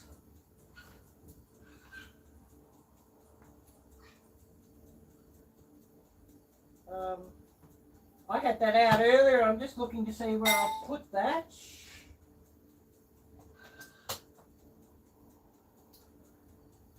Here it is. I'll just get that and I'll show you that. I got a pocket DJI too, so you might have seen a couple of new videos where I've featured this.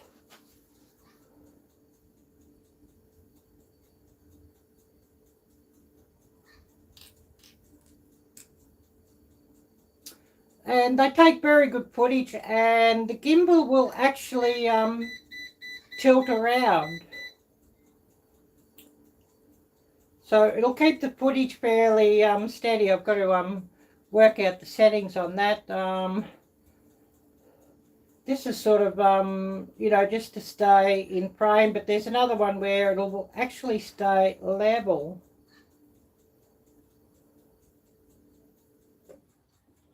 This one. So, you know, if I'm walking around or running, you know, some of the woodland trails or what have you, or if I was filming wildlife, your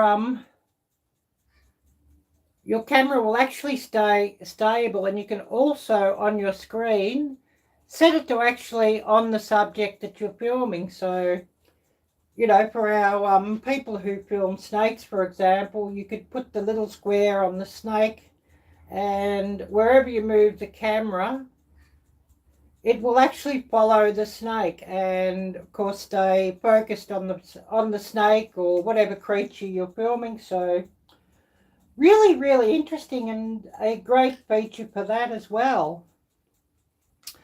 And I've got a few more accessories coming for this to really make it shine. A connection for my phone that I can actually use my phone as a viewfinder, and you know, use the menu on a large screen, because the screen is only about 1 inch in size, a pretty small screen on the device itself. So, you know, it can sort of track everything and use your phone as, you know, your phone screen as a viewfinder and all of that. So really, really useful for that. Oh, Simply Jan. Hi there, Jan. Great to see you. And I've got some apple cinnamon scrolls just proving at the moment. I use the bread maker here just to mix them and then put them together. And I've got them proving, but I'll just grab the tray out to show you what I've got. And of course, you know, useful and good just to see how they're rising up.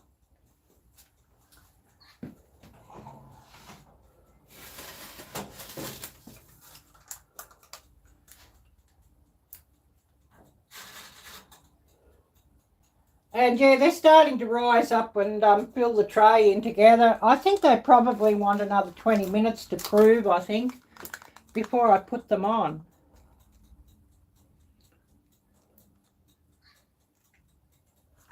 So I'll put these back into the warm spot just so that they rise up a bit more and fill the tray up nicely. And then we'll be ready to bake them. And I'm guessing probably, you know, 20 to 30 minutes baking. I've never baked them before, but I thought, well, you know, a good chance to have a live to do that.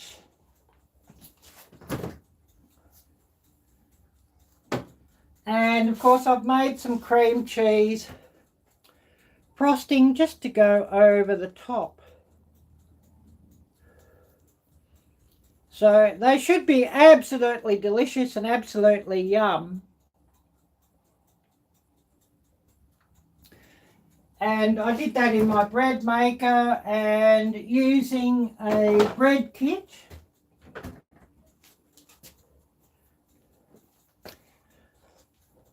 At this stage, with all the shortages of everything as well, I'm finding it easier just to buy these bread kits.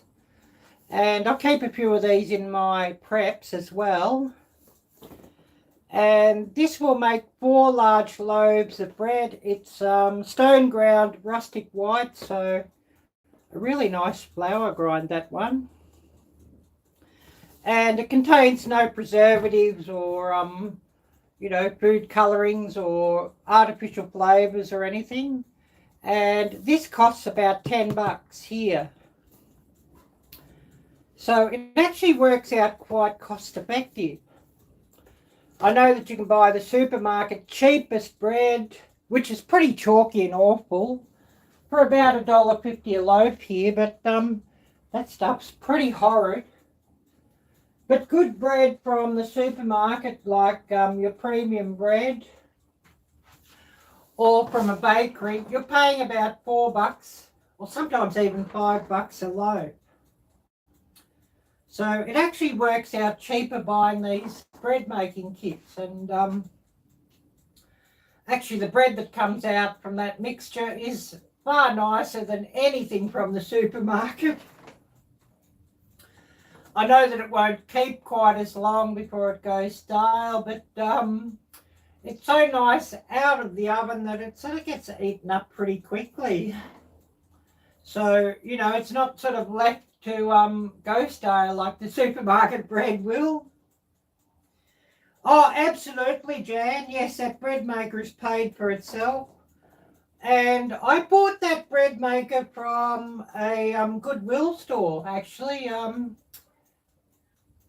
You know, you're looking at like $120 for these. It's a Breville Breadmaker, an electronic bread maker, and I paid $7 from a Goodwill store, so it's more than paid for itself. And I would actually advise people just to check out the second-hand stores, the pawn shops, the Goodwill stores, or yard sales or what have you for second-hand bread makers, and you know, just give it a bit of a test to make sure it works, you know, that it'll switch on and everything before you buy it. And of course, if it works, I think it's, you know, a real bargain. And you know, of course, you know, buying something second-hand like that, you can save a lot of money, and there's no shame in buying something second-hand, or you know, an appliance or what have you. And the way the economic situation is these days, we all need to try and save some money if we can.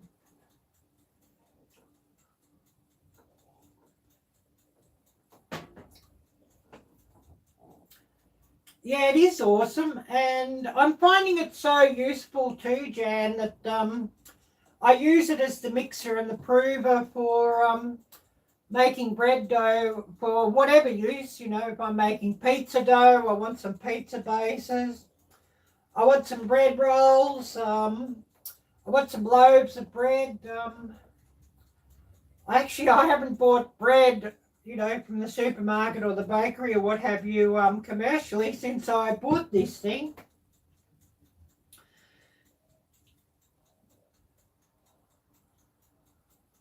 Oh, I see, Jan. It was a disaster, probably due to user error. Yeah,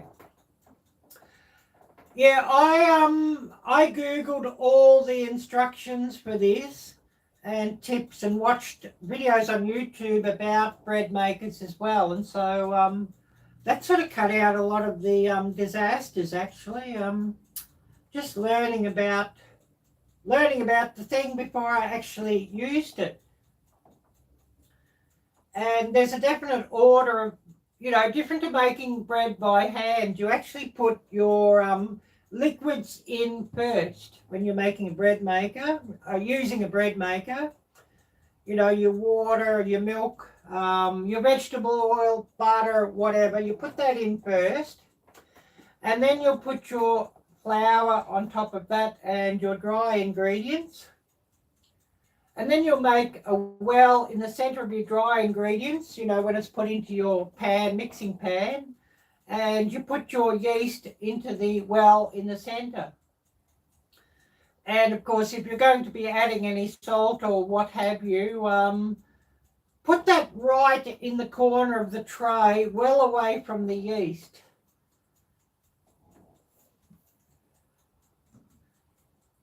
Yeah, I know how you are with directions. Yeah, that's why I say watch them. You know, watch some videos on YouTube on how to because I know, you know, sometimes written directions are pretty hard to follow.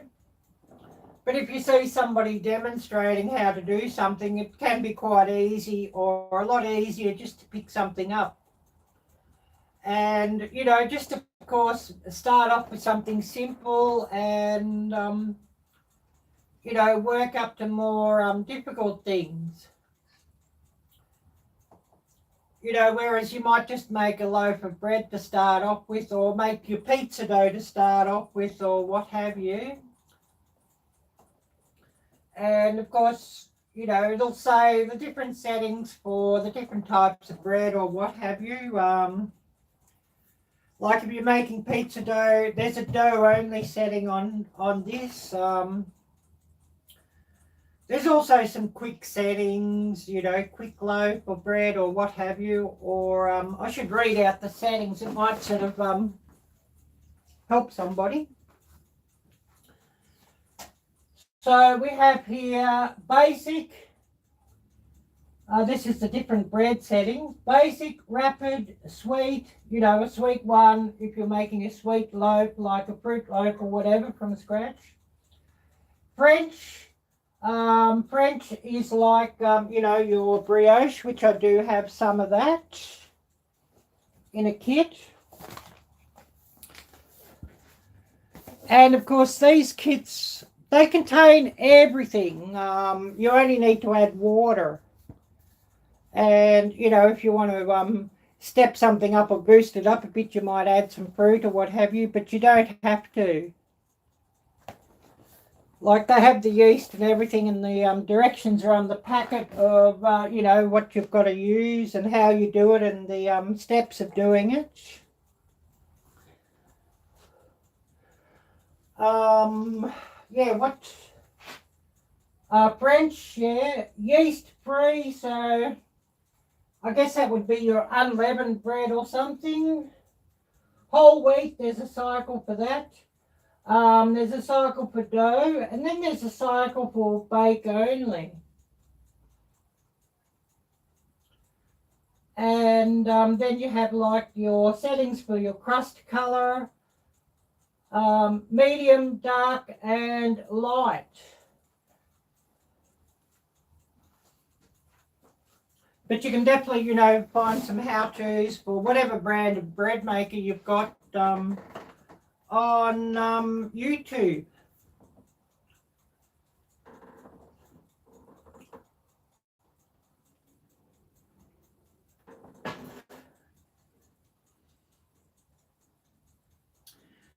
Oh yes, absolutely, Jan.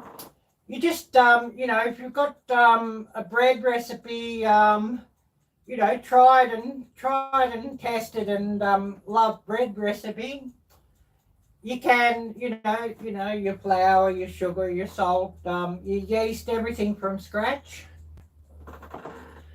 But you just put your liquids in first, then your flour and other dry ingredients, and then you put your yeast. You make a well in the center of your flour when it's in the pan, and you put your yeast into that.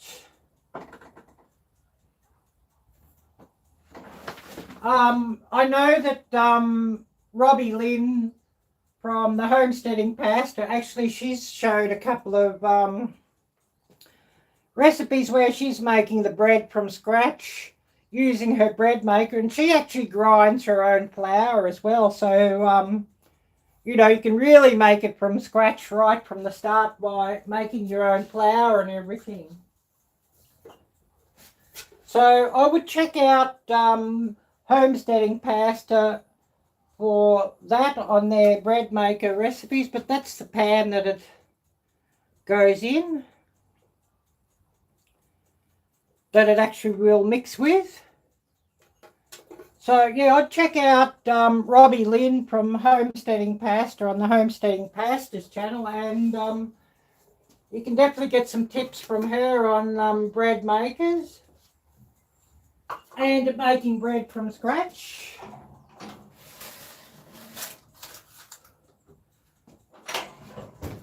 Oh yes, I'm fairly happy with how these have risen up.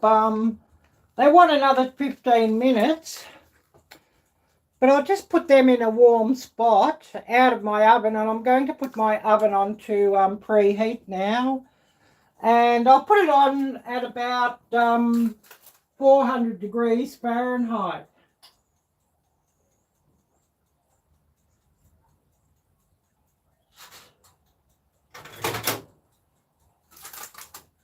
And I think they'll want about 20 to 30 minutes baking. I've never made them before, so in this oven, so I don't know how long they'll take. So I'll just check them every so often, but they should be just perfect.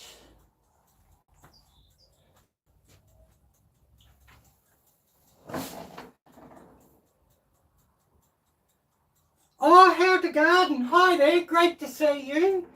And thanks so much for coming by. Yeah, I know, sometimes alerts get buried though, Jan. I happen to see those videos, but there's been quite a few other people's videos that I've missed, and a couple from Homesteading Pastor as well that I've missed. Just the way the alerts sort of work, and things get buried, and sometimes we don't always get alerts. So, you know, it does sort of happen like that sometimes. And if I haven't sort of heard from somebody for a while, I'll have to even go to their channel and check just to see what's new. And quite often I've found, oh, I put out a video earlier this week, and then I put one out last week as well, and I haven't seen it. So, oh yes, I wish I could, Jan. Yes, absolutely. I wish I could pass you a couple through the computer screen, or FedEx you a couple. And I'm pretty sure they wouldn't last very long, and they'd get eaten up pretty quickly. They're going to get eaten up pretty quickly around here too, I know. And I'll probably even take a couple to my home church group on Sunday, actually, because I know they'll appreciate them. So otherwise I'll end up eating the lot, and you know, eating all of those is probably not good for my waistline.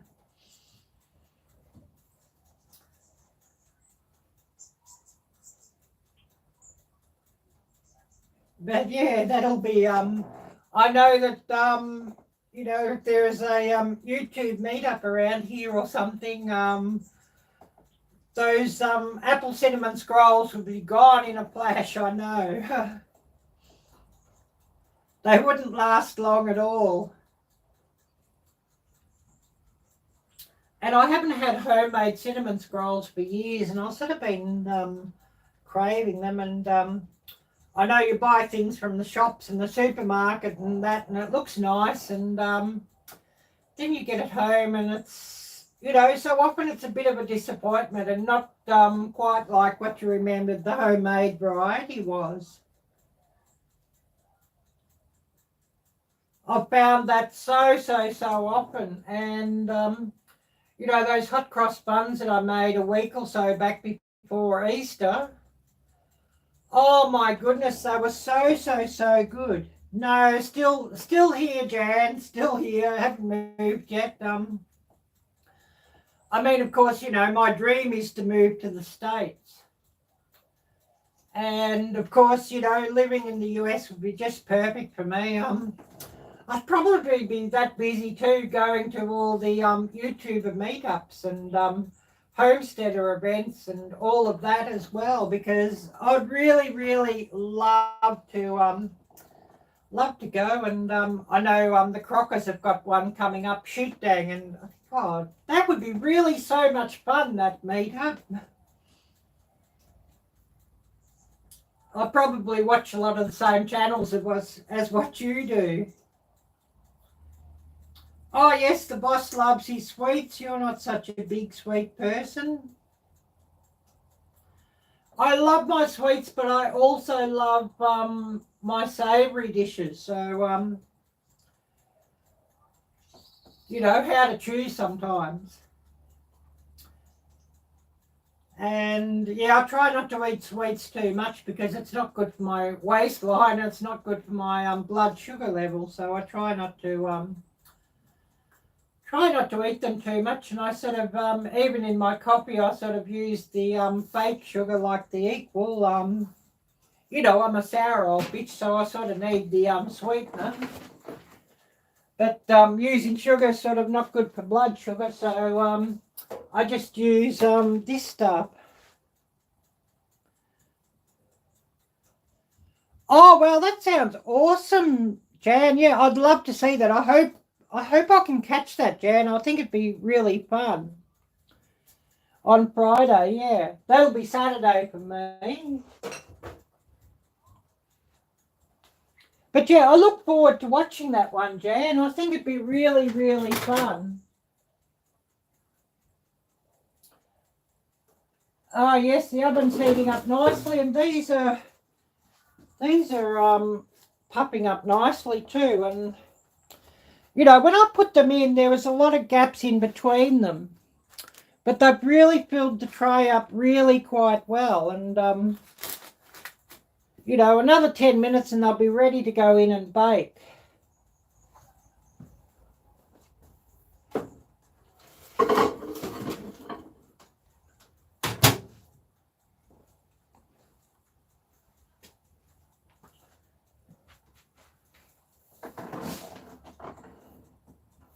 But yeah, I really look forward to seeing that, Jan. I hope I can catch that live stream. The time differences between you and here sort of often make things a bit difficult to catch, you know, live streams and that. So it just depends, you know, at what time it is. Yeah, they sound such fun, but you know, I'm sort of stuck in the wrong country. And, you know, drive miles and miles and miles and it's still the same country though. No, I want to live in the States and, you know, the proper seasons and not, you know, the upside down seasons. You know, it's coming up to winter here, which sort of sounds really crazy for, you know, June, July. Yeah, so many like-minded people, yeah. Yeah, that's true, Jan, yeah. Absolutely. Will we see the leaky faucet from Shoot Dang? Now that could be interesting. You better be careful. The leaky faucet might be hiding in the trunk and going to Shoot Dang or something.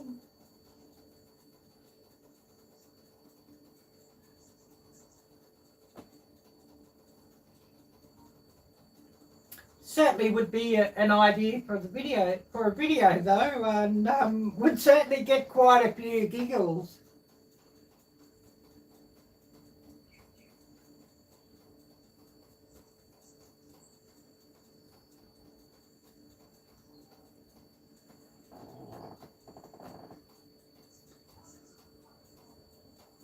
And I'll remind everybody, if you haven't already, please smash the thumbs up as well, as we certainly, could do with some more of those.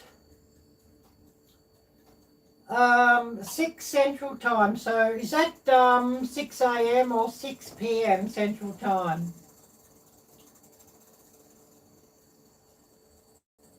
Oh, I'm bringing her with me. God be with me. Yeah. Oh, certainly we'll be getting a giggle there. But yeah, 6 Central Time. We're looking at around midday here, if it's Central Time. But of course, if it's PM. But like if it's 6 a.m. in the morning, we're looking at around midnight here. So, a few people who go live in the mornings in your location, it's pretty early. It's pretty hard for me to catch those ones. Oh, PM, yeah, well, I hopefully should catch it, yeah. If I'm in the house at the time, I certainly will catch it, and I'll be keeping an eye out. At 6 p.m. Friday, you're looking at about lunchtime on Saturday for me. I know there's a few that go live. It's on Saturday for you and Saturday evening, and of course I'll never catch their lives because I'm at church on Sunday morning with the the way the time difference works.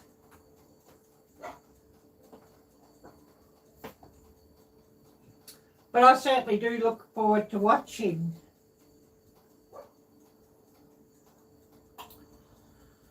I think my oven might be heated up, so I'm going to put these in for 20 to 30 minutes. So I'll just give everybody a look at those.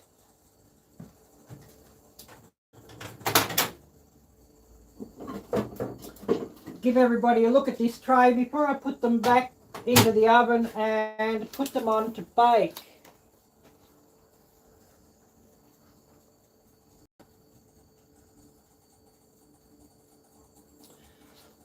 They're certainly making me hungry, and they smell absolutely delicious with the cinnamon in them.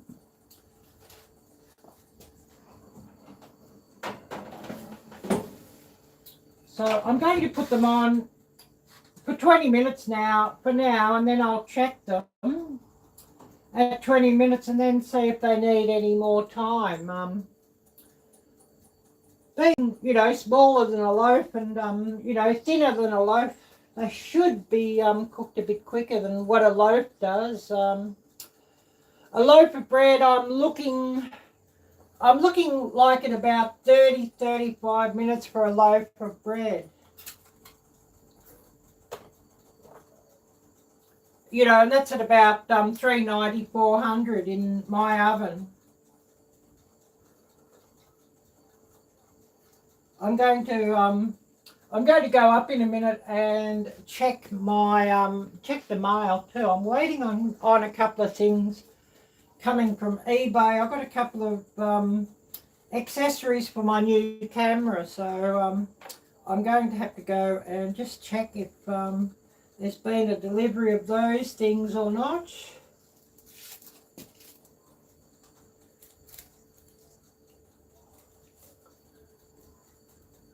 So yeah, just putting those buns in, or those scrolls in, and I'll be checking them in about 20 minutes. And I've got some frosting in the fridge, so that should be all really good and brilliant.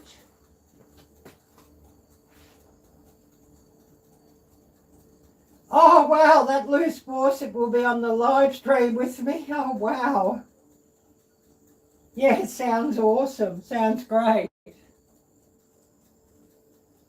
I'll just go and check if my packages have come. The post is pretty hopeless here. Sometimes I think it's just as easy to get a mailbox instead of having the a post office box instead of the mailbox, because so often something's supposed to be delivered and doesn't happen.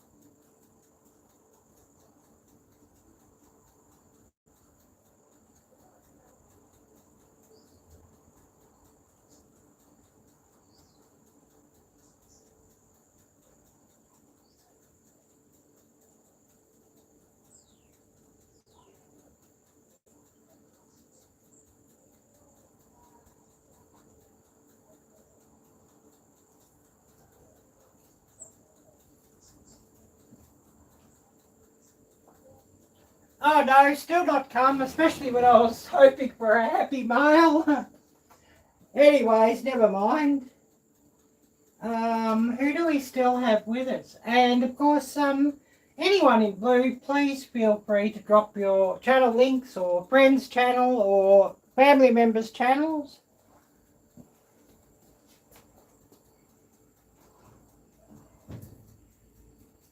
A shout out is always good to have and fun to have, so if you want to shout anybody out, please do feel free.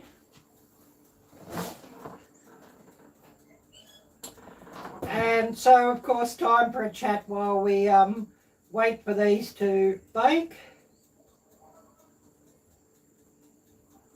I'm just seeing if I've missed anything. Doesn't look like I've missed anything. And it's just as well that the internet's working today, because yesterday it was just about a total outage on the internet here, so I really wondered if I'd be able to run my live. So I'm glad that I was able, or have been able, to run it so far, as the internet was just about a total outage. It was like about 1980 standard. Oh yes, all good, Jan, and a big thank you for coming by. And yeah, hopefully you'll be still around once these rolls are done, but if you're not, you can always catch it later. And I should actually take some photos when they're done and put the photos up onto Instagram and Facebook and the like, so I should remember to do that. Hopefully I remember. And yeah, I might even see if I can get a short of them or something, you know, when they're done. Or a short video. I don't really like shorts as in the format, you know, the vertical format. I don't really like that very much, but I watch nearly every video on TV. I have a large screen, a 55-inch TV, and I watch just about everything on that. And I only open live streams on my phone or what have you, or computer, just so that I can chat. Otherwise, I'd be watching them on the large screen TV if I could open them elsewhere, because I just prefer watching on a large screen instead of squinting trying to look at a small screen with them.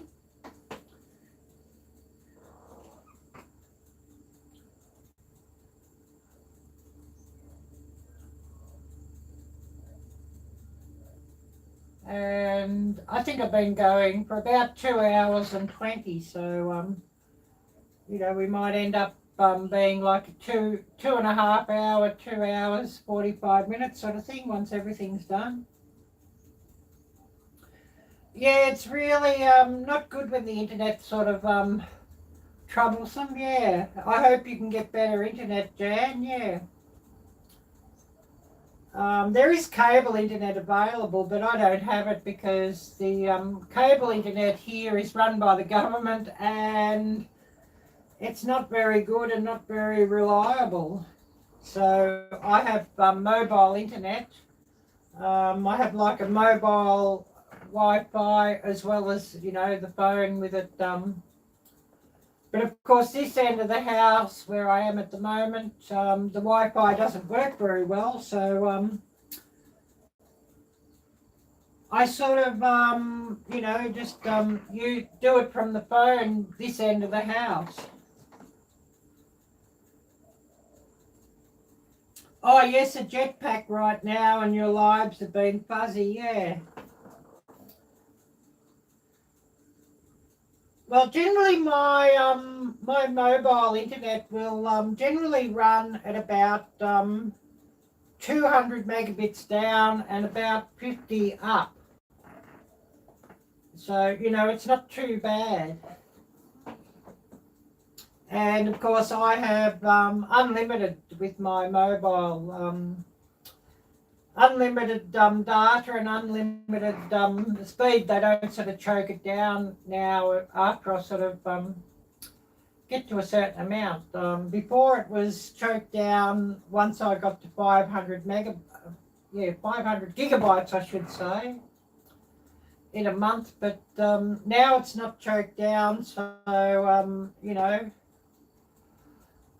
when it was choked down, it would take me very, very long time to upload YouTube videos. So, and you know, the lives were sometimes a little bit fuzzy when it was choked down. Yeah, it's a struggle. So yeah, what's the sound quality like and the video quality like today? I didn't sort of do a speed test to see what it was like today. I've just sort of gone on and didn't sort of check the speed and hoped that it would work.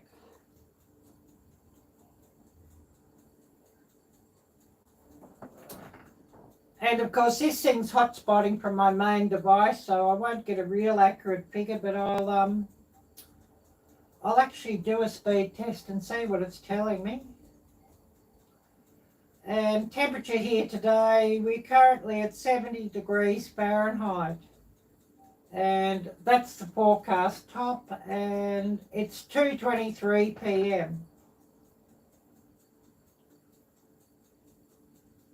Definitely I'm hoping that all the hot weather is done, because I'm not a huge fan of hot weather.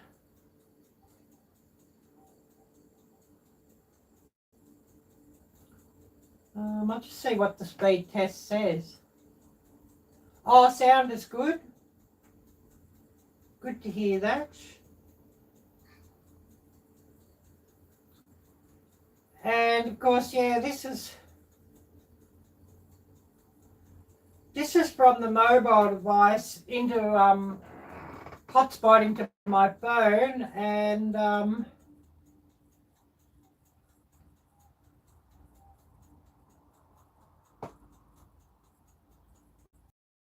oh golly, it's pretty slow at the moment.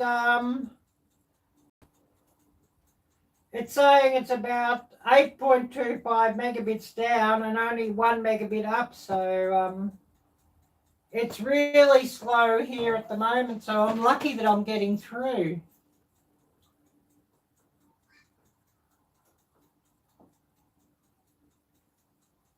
Maybe I shouldn't have tested that, because now it'll all just go down now that I've said that, and the internet will go down.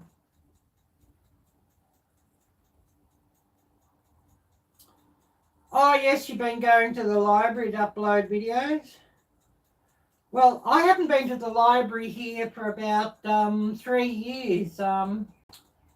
It's been closed, and there's an upload limit or a download limit of, I think it's about 12 gigabytes. So of course, most of my videos are far bigger than that, normal videos. And now they're not letting people into the library who haven't done that. So I'm barred from the library. You need to show, proof of that medical procedure. So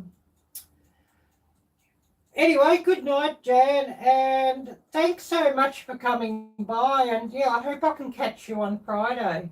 I'm really looking forward to that live stream. So if you have it up and set already on your channel, I'll have to hit the reminder just to make sure I get a reminder of that. Certainly looking forward to that, and I'll actually search to see if you've got it announced.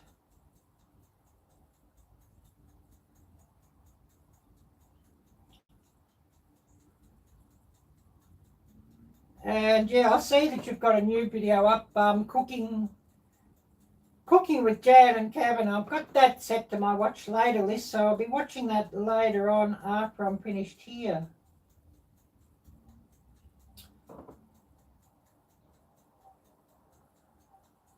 I just see, yeah, on your community tab, tomorrow we'll be going live from Catoosa, Oklahoma, from Shoot Dang. Yeah, I'll look forward to seeing that.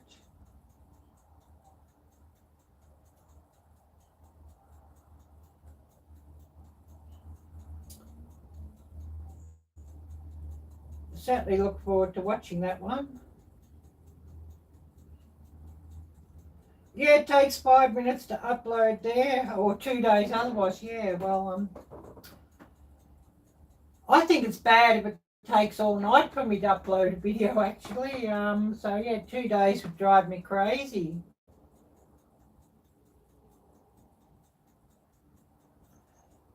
Oh, not announced yet. Well, I'll be keeping an eye out, and once it's announced, I'll set the reminder just to make sure that I catch it. But yeah, good night, and God bless, and all the best to you and Kevin, of course, and thanks so much for watching, and I really appreciate it. I'll just go and have a bit of a look at my cinnamon scrolls too, and just see how they're going.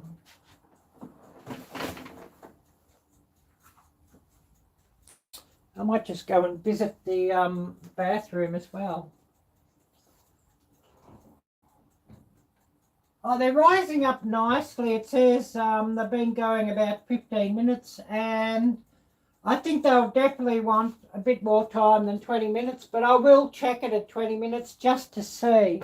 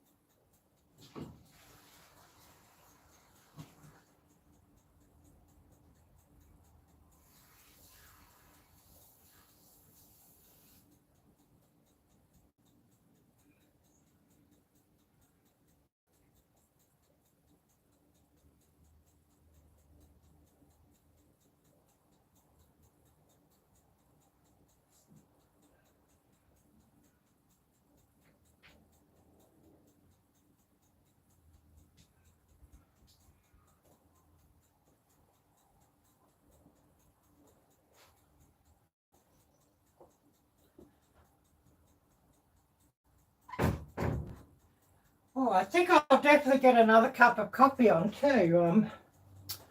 I'm wanting some more coffee, so I think it might be good just to heat up or reheat another cup of coffee. So I'll get that on.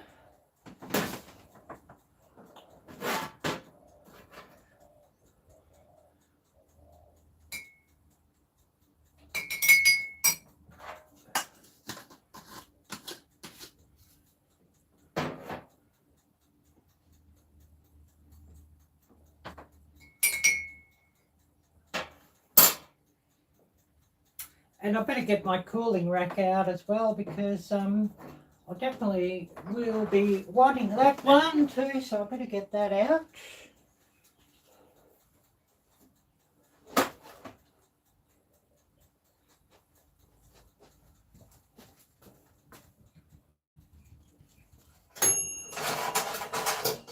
Yeah, that's just gone off at 20. I think I want some more time yet, so I'll put them on for another 10 minutes and check them in another 5. We'll just see how they're looking. But definitely will be needing more time there on that.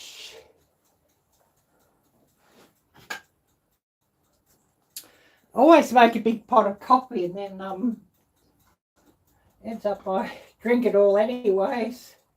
I probably drink far too much coffee, but never mind. I love my coffee. I probably love my coffee too much.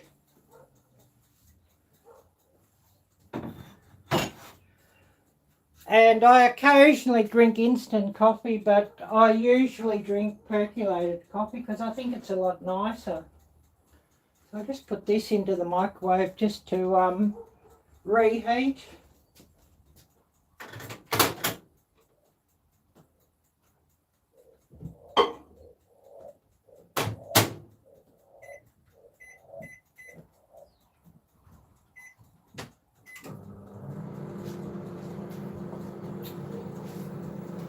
Oh wow, these apple cinnamon scrolls are smelling absolutely wonderful. Makes me hungry just smelling them cook.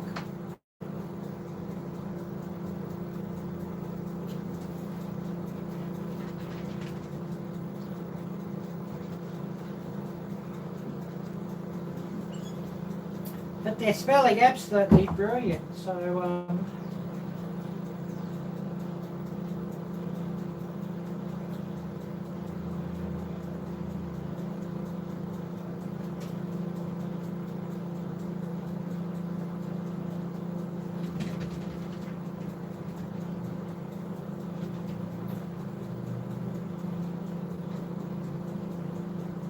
I just see your comment here, Jan. Thank you so much for your lovely comments.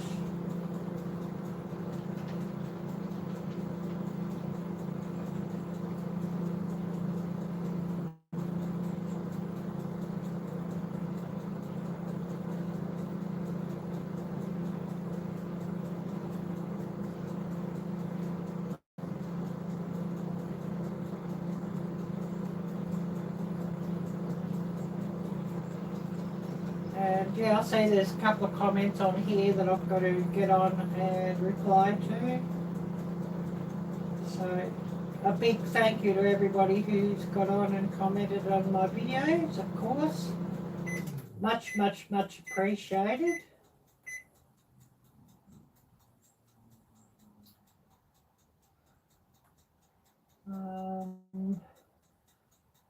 Sounds like my coffee is done, so I'll get that out and put a bit of milk in that and a bit of coffee mate.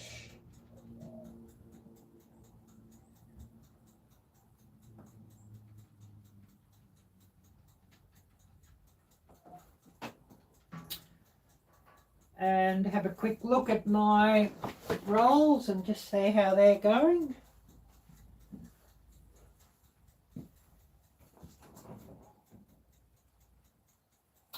Just smelling them makes me hungry.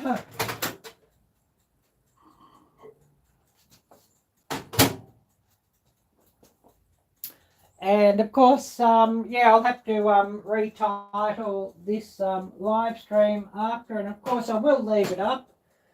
I'll just add to the title what I actually baked, apple cinnamon scrolls, and it'd be interesting to see who comes and watches this live later.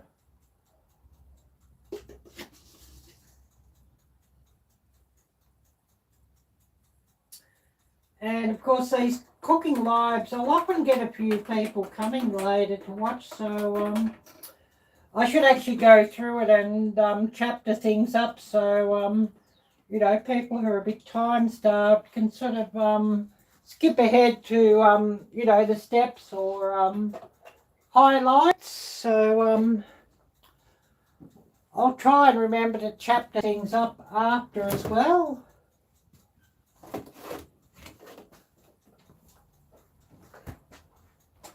And of course this will be going into my cooking live streams playlist.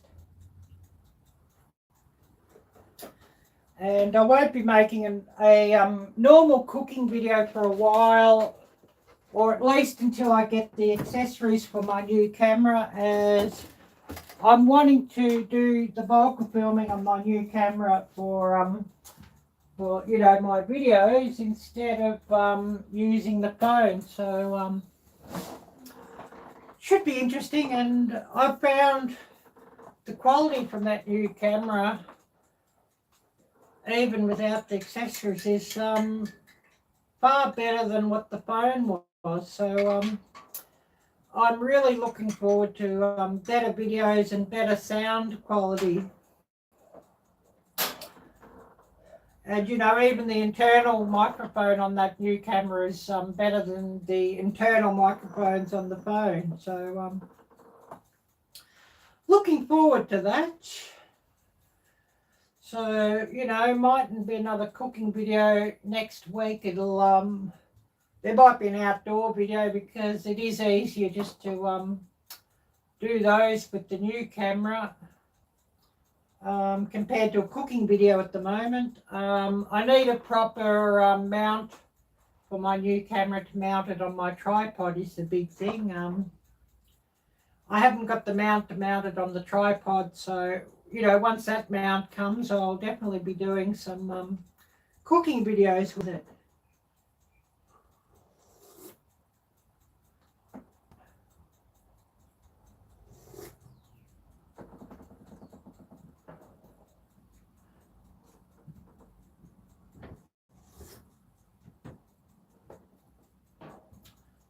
Oh yeah, coffee. I'm definitely needing this coffee. Let's see how these buns are going too. They're probably nearly ready to turn out.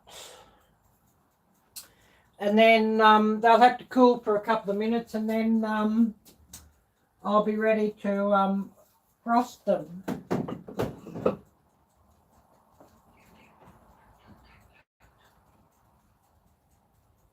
Oh wow, they smell wonderful, and they look wonderful too. So really looking forward to that. I'll get this pan as well just to turn them out onto, just so that I can flip them over, because I don't want them upside down, I want them right side up. And I can't find my other cooling rack at the moment, so otherwise I'd just flip them between the two cooling racks. But I'll just flip them into this tray to get them out of the baking tray that they're in, and then I'll flip them onto the cooling rack to cool properly.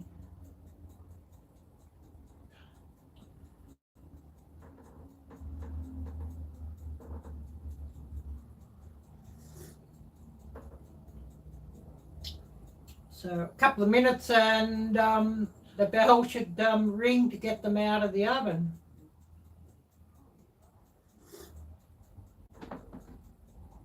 And I'm certainly looking forward to that.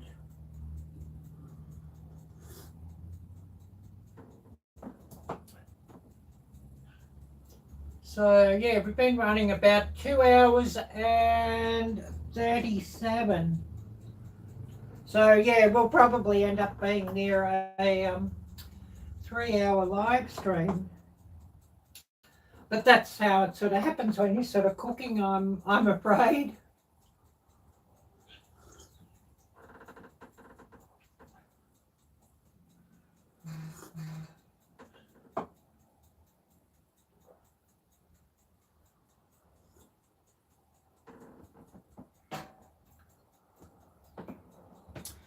And I probably should check to see how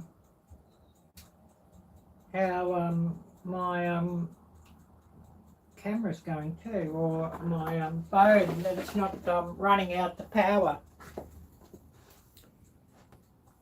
Oh yes, we're still charging, so that's all good.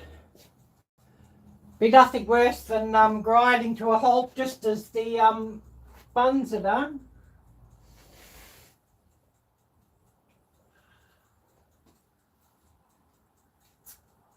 Which I've had that happen before in a live stream, just grinding to a halt.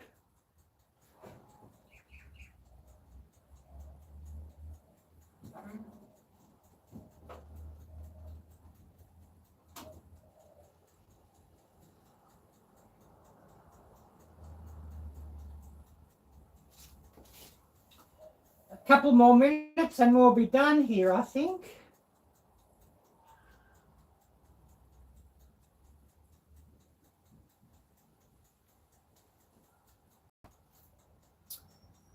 Just waiting for that. Waiting for them to be done.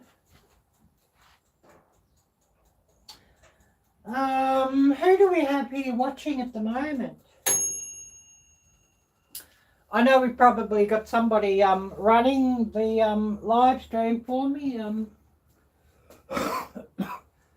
which I really appreciate. Probably a few people have had to fall asleep, so you know, that's certainly understood and understandable.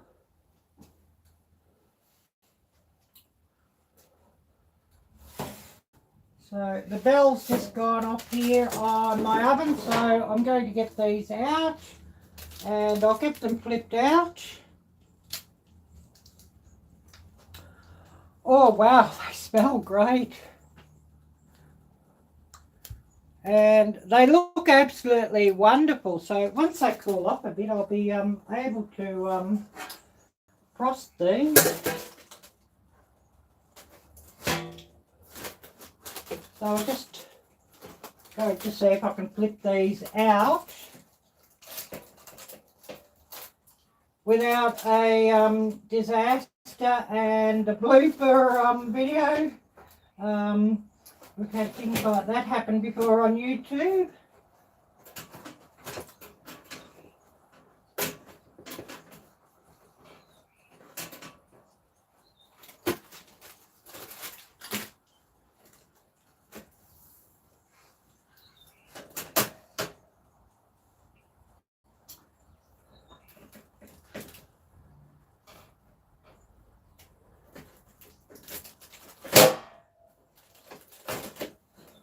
And hopefully I can get this off without tipping everything over. Oh wow, we've got this off. Lovely.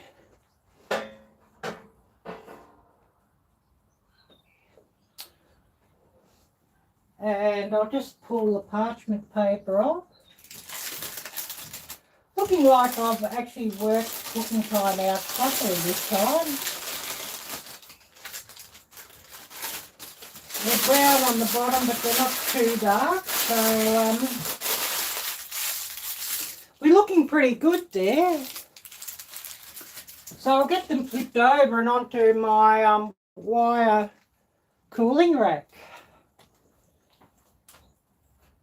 And I'm really looking forward to this one.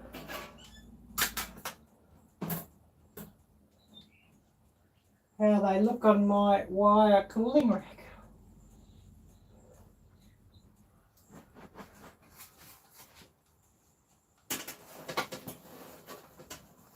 That's the worst thing with this wire rack. It slides around. It's not a very good wire rack, but Anyways, we've got them on the rack now.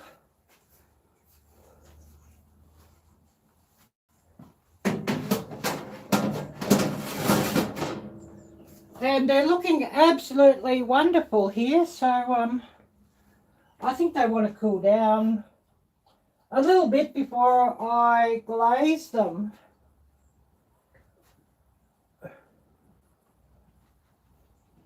So I might just go and check my mail again.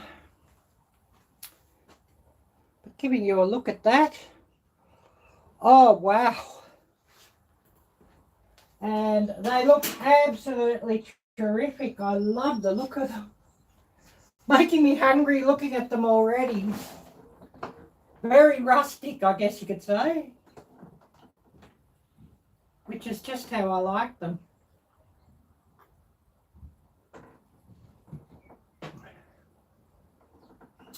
So I'm just going to quickly go up and check my mail, and I hope my happy mail has come, but you never know. I mean, the post office and the postal service here in this city, in this country, is pretty hopeless. It's really got terrible in the last couple of years. It never used to be so bad, but you know, the last 2 years it's got terrible. Very slow, very expensive, and very unreliable, and not very customer service orientated. So I don't know what's going on there. Just all the BS, I guess, has sort of made it worse. All the BS that we've had to put up with the last 2 years, 2.5 years, and of course, you know, the post office and the like, and delivery services, they use all that as an excuse. Unfortunately. I'll just go and check, see if my happy mail has come.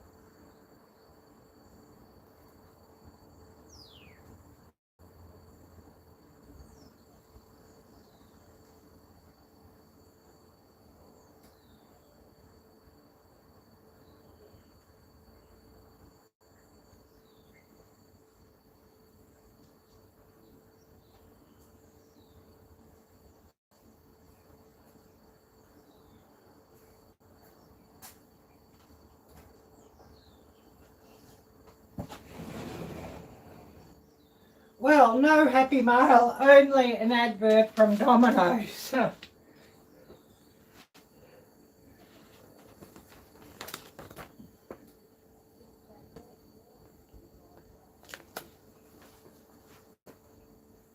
I'll read it out because I know a few of you might be interested while these scrolls are cooling.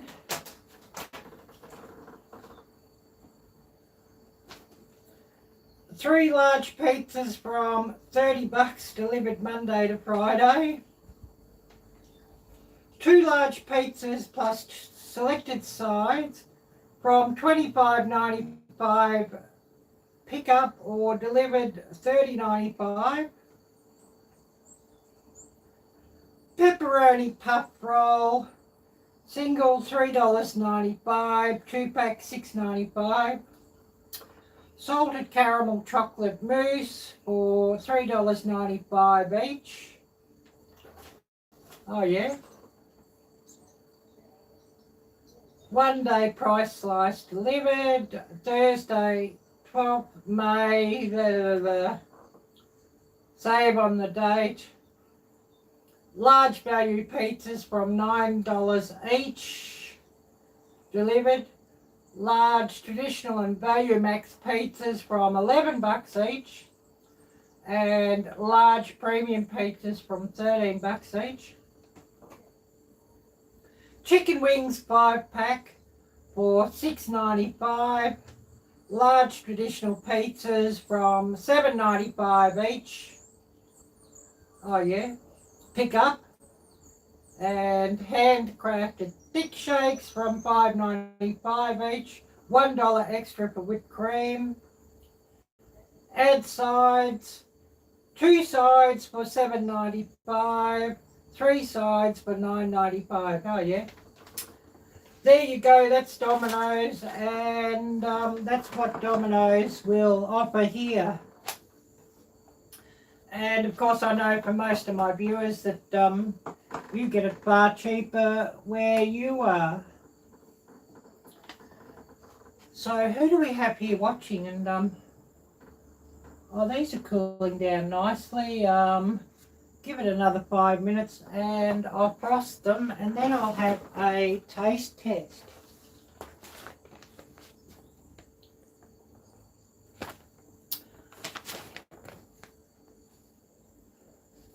So yeah, of course we've got Domino's here. You know, we've also got Mickey D's, or you know, Burger King, which is known as Hungry Jack's here, or KFC.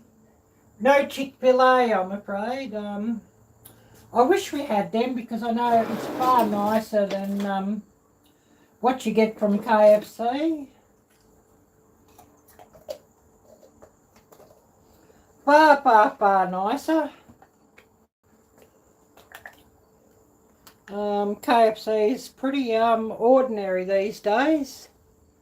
It used to be not bad, but I find KFC, you often buy it and it's cold, it's been under the heating lights too long and it's dried out and it's over greasy and oily, so yeah, it's KFC is a big waste of money now, and plus it's expensive.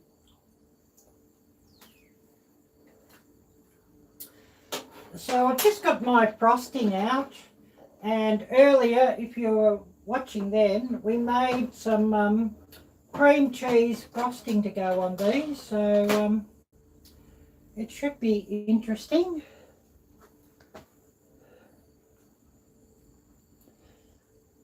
So I'll get some into my doodaddy thingy, frosting piper, I don't know what you call it. I don't have a frosting bag, I've got one of these things, so I'll get some into this, and we'll see if we can get some frosting done. And hopefully I don't make a real big sticky mess, but I guess if we do, we do. It just means more washing up for me later. I know a frosting bag would be easier to fill, but probably not so much wastage with one of these, I don't know.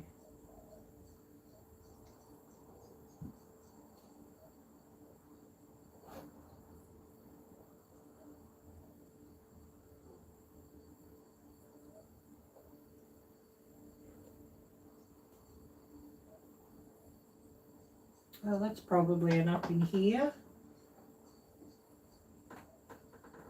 So I'll put cap on and we'll see if we can froth some out. And who do we have here watching with us? Oh, Daz, I hope you're feeling better soon. I'm sorry to hear you're not feeling well. Yeah, you prefer a good pizza shop pizza with the shredded ham and stuff, they do. Yeah, but I'd prefer one of yours at your home, mate, Daz, over the good pizza shop one as well, to tell you the truth.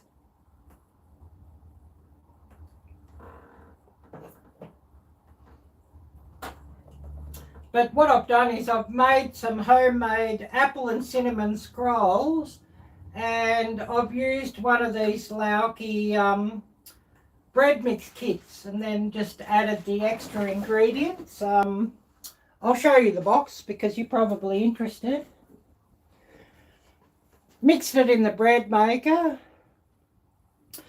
and then added 5 tablespoons of sugar, 2 teaspoons of cinnamon, and mix that up as you normally would with your bread kit. And then I rolled the dough out. And in the center, I've put half a can of these apples, just from Coles, the pink lady ones, and a little sprinkle of cinnamon. Rolled them out, cut them up, put them in my baking tray, and then let them proof for 30 or 40 minutes. And then baked them for 30 minutes in my oven set at about 390, 400 degrees Fahrenheit. So Celsius, I think you're looking at about 200 at Celsius. And of course I made this frosting up and I put it into my fridge.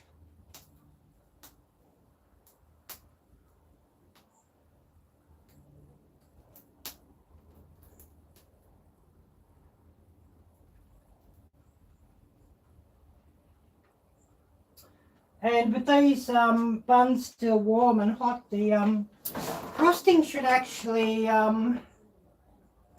melt into them a bit. Oh, great to see you, Lisa. Yeah, good night, Lisa, and thank you so much for watching. I really appreciate it. And especially, I know, with the tough week that you've had, Lisa, yeah, it's really heartbreaking to have your chickens butchered like that.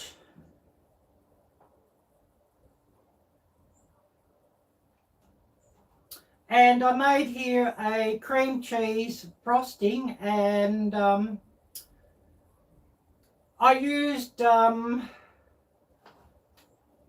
ounces of cream cheese, Philly cheese, and 6 tablespoons of icing sugar, a teaspoon of baking style raspberry jelly, and a couple of drops of red food colouring. Oh, and a tablespoon of butter as well.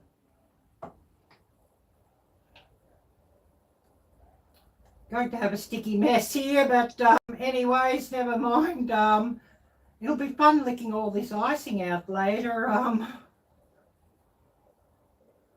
Who gets to lick the beaters, I guess.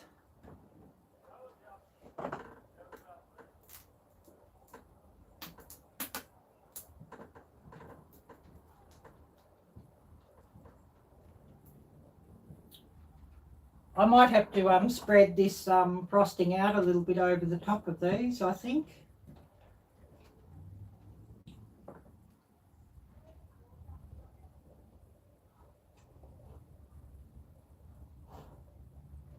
But never mind.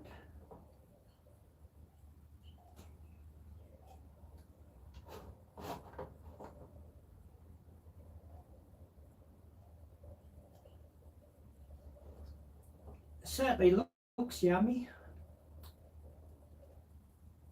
And the smell of them is just absolutely divine.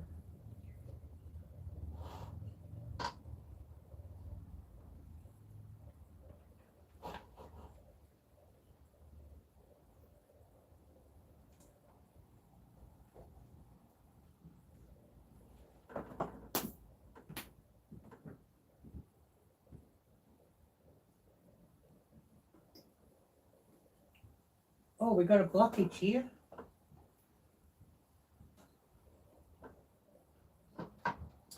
I'll have to find a skewer or toothpick or something just to unblock it, but got sticky fingers too, so I'll have to wash my fingers off.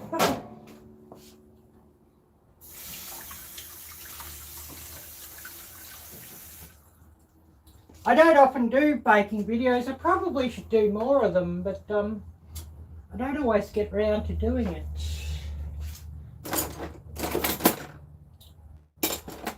Oh, here's a toothpick or a chopstick, I should say. That might sort of unblock things.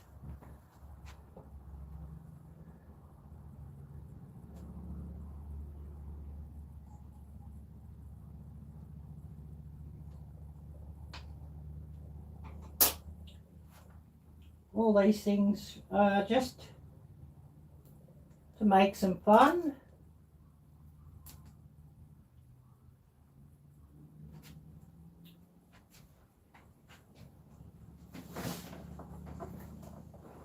Oh, we've got a few people coming on. Beautiful. And I'll remind everybody, please smash the thumbs up if you haven't already done so, because I could certainly do with more of those. And hopefully with more of those, YouTube might recommend my lives and videos out a lot more, as we all could do with that.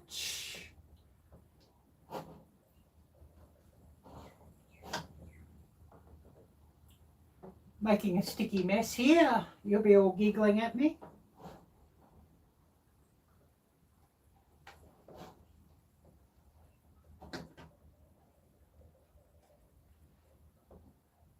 But that's all the fun of it.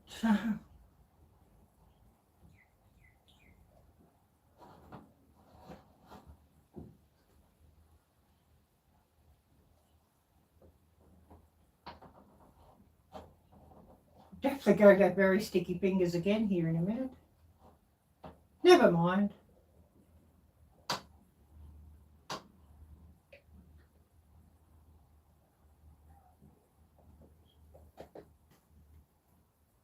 Makes things fun.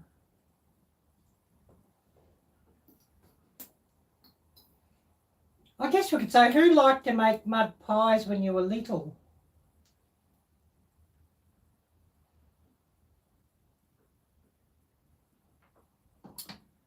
So I'll just wash my fingers off, and then I'll just spread this frosting out a little bit, and then we'll be ready for a taste test.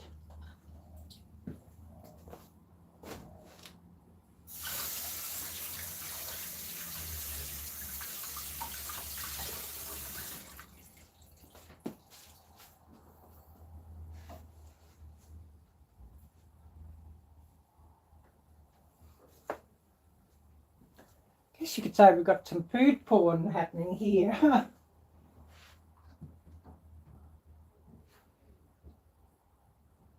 I'll just spread this frosting out a little bit.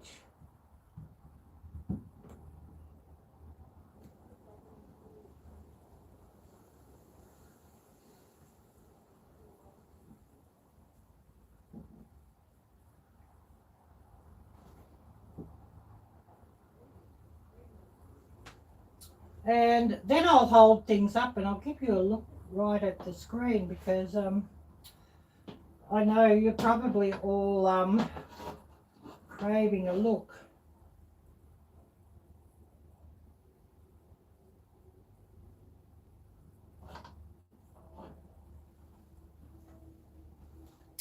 So I'll just put this aside and wash my hands again. Sticky fingers.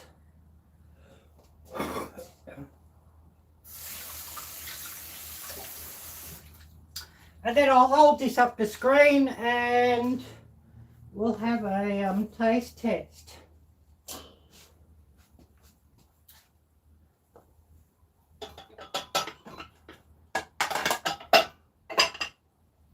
And finding a little plate to put one on. And I'm definitely going to have to take some photos of this for my Instagram. And being careful I don't slide them off this cooling tray, because this cooling tray is pretty hopeless.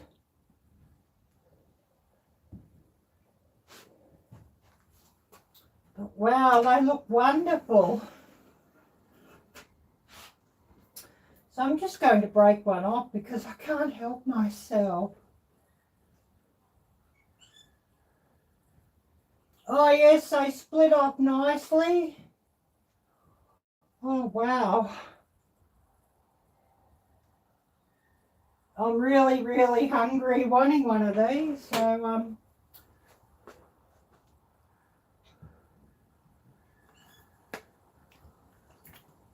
licking off the icing. So giving you a good look here.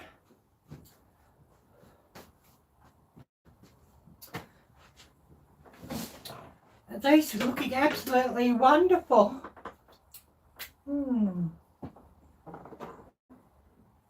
Oh yes, Daz, I wish I could send you some, yes. I don't think they're going to last very long around here either.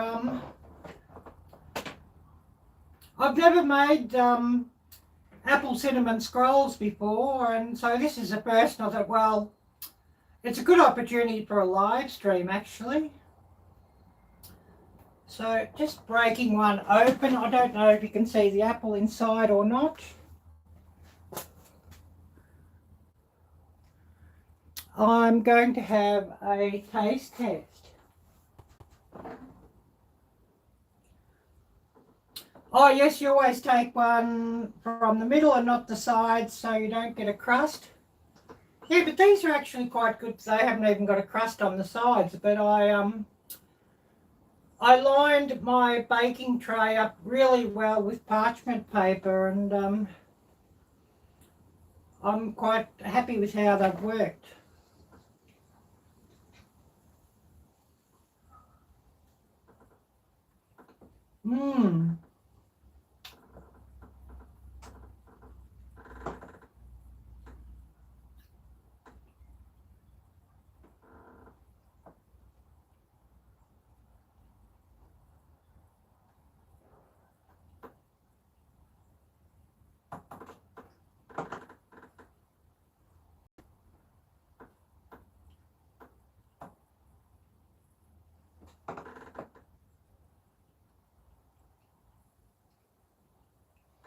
Yeah, definitely Ariella approves on this one, Daz. Would definitely be a Daz approves, I'm sure, and a Daz thumbs up for this one. They're absolutely beautiful.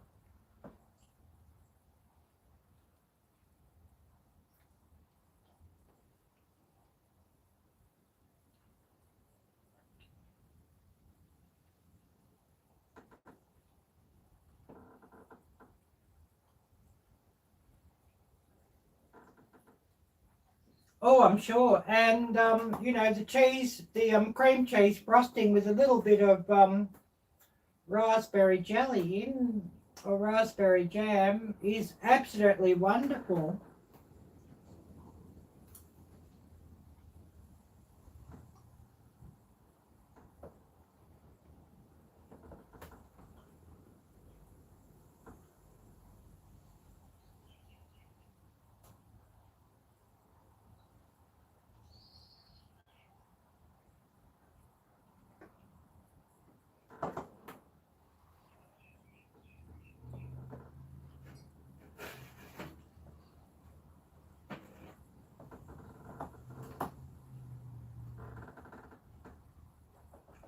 Yeah, it would be a good one for a mukbang, this one. and just perfect with a coffee, of course.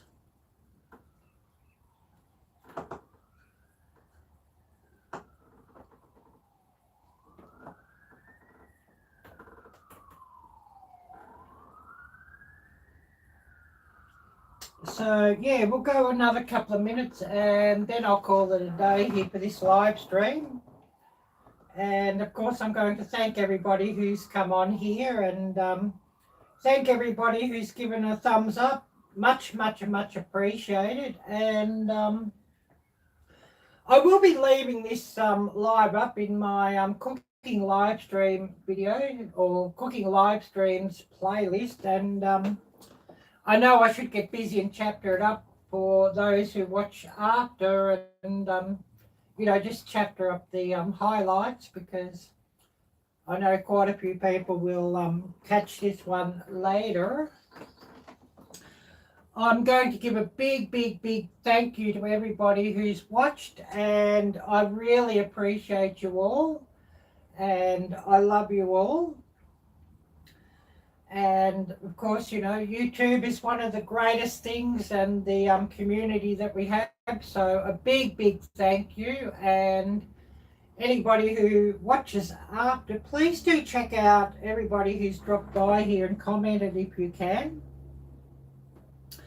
Anyways, I'm going to wish everybody a wonderful week for Hump Day. Oh, thank you, Daz. Yes, Daz approves. Yeah, definitely. Something like this. How can you not approve, I guess? Thank you so much, Daz. But anyways, I wish everybody a wonderful rest of the week and a wonderful weekend coming up. Take care. God bless.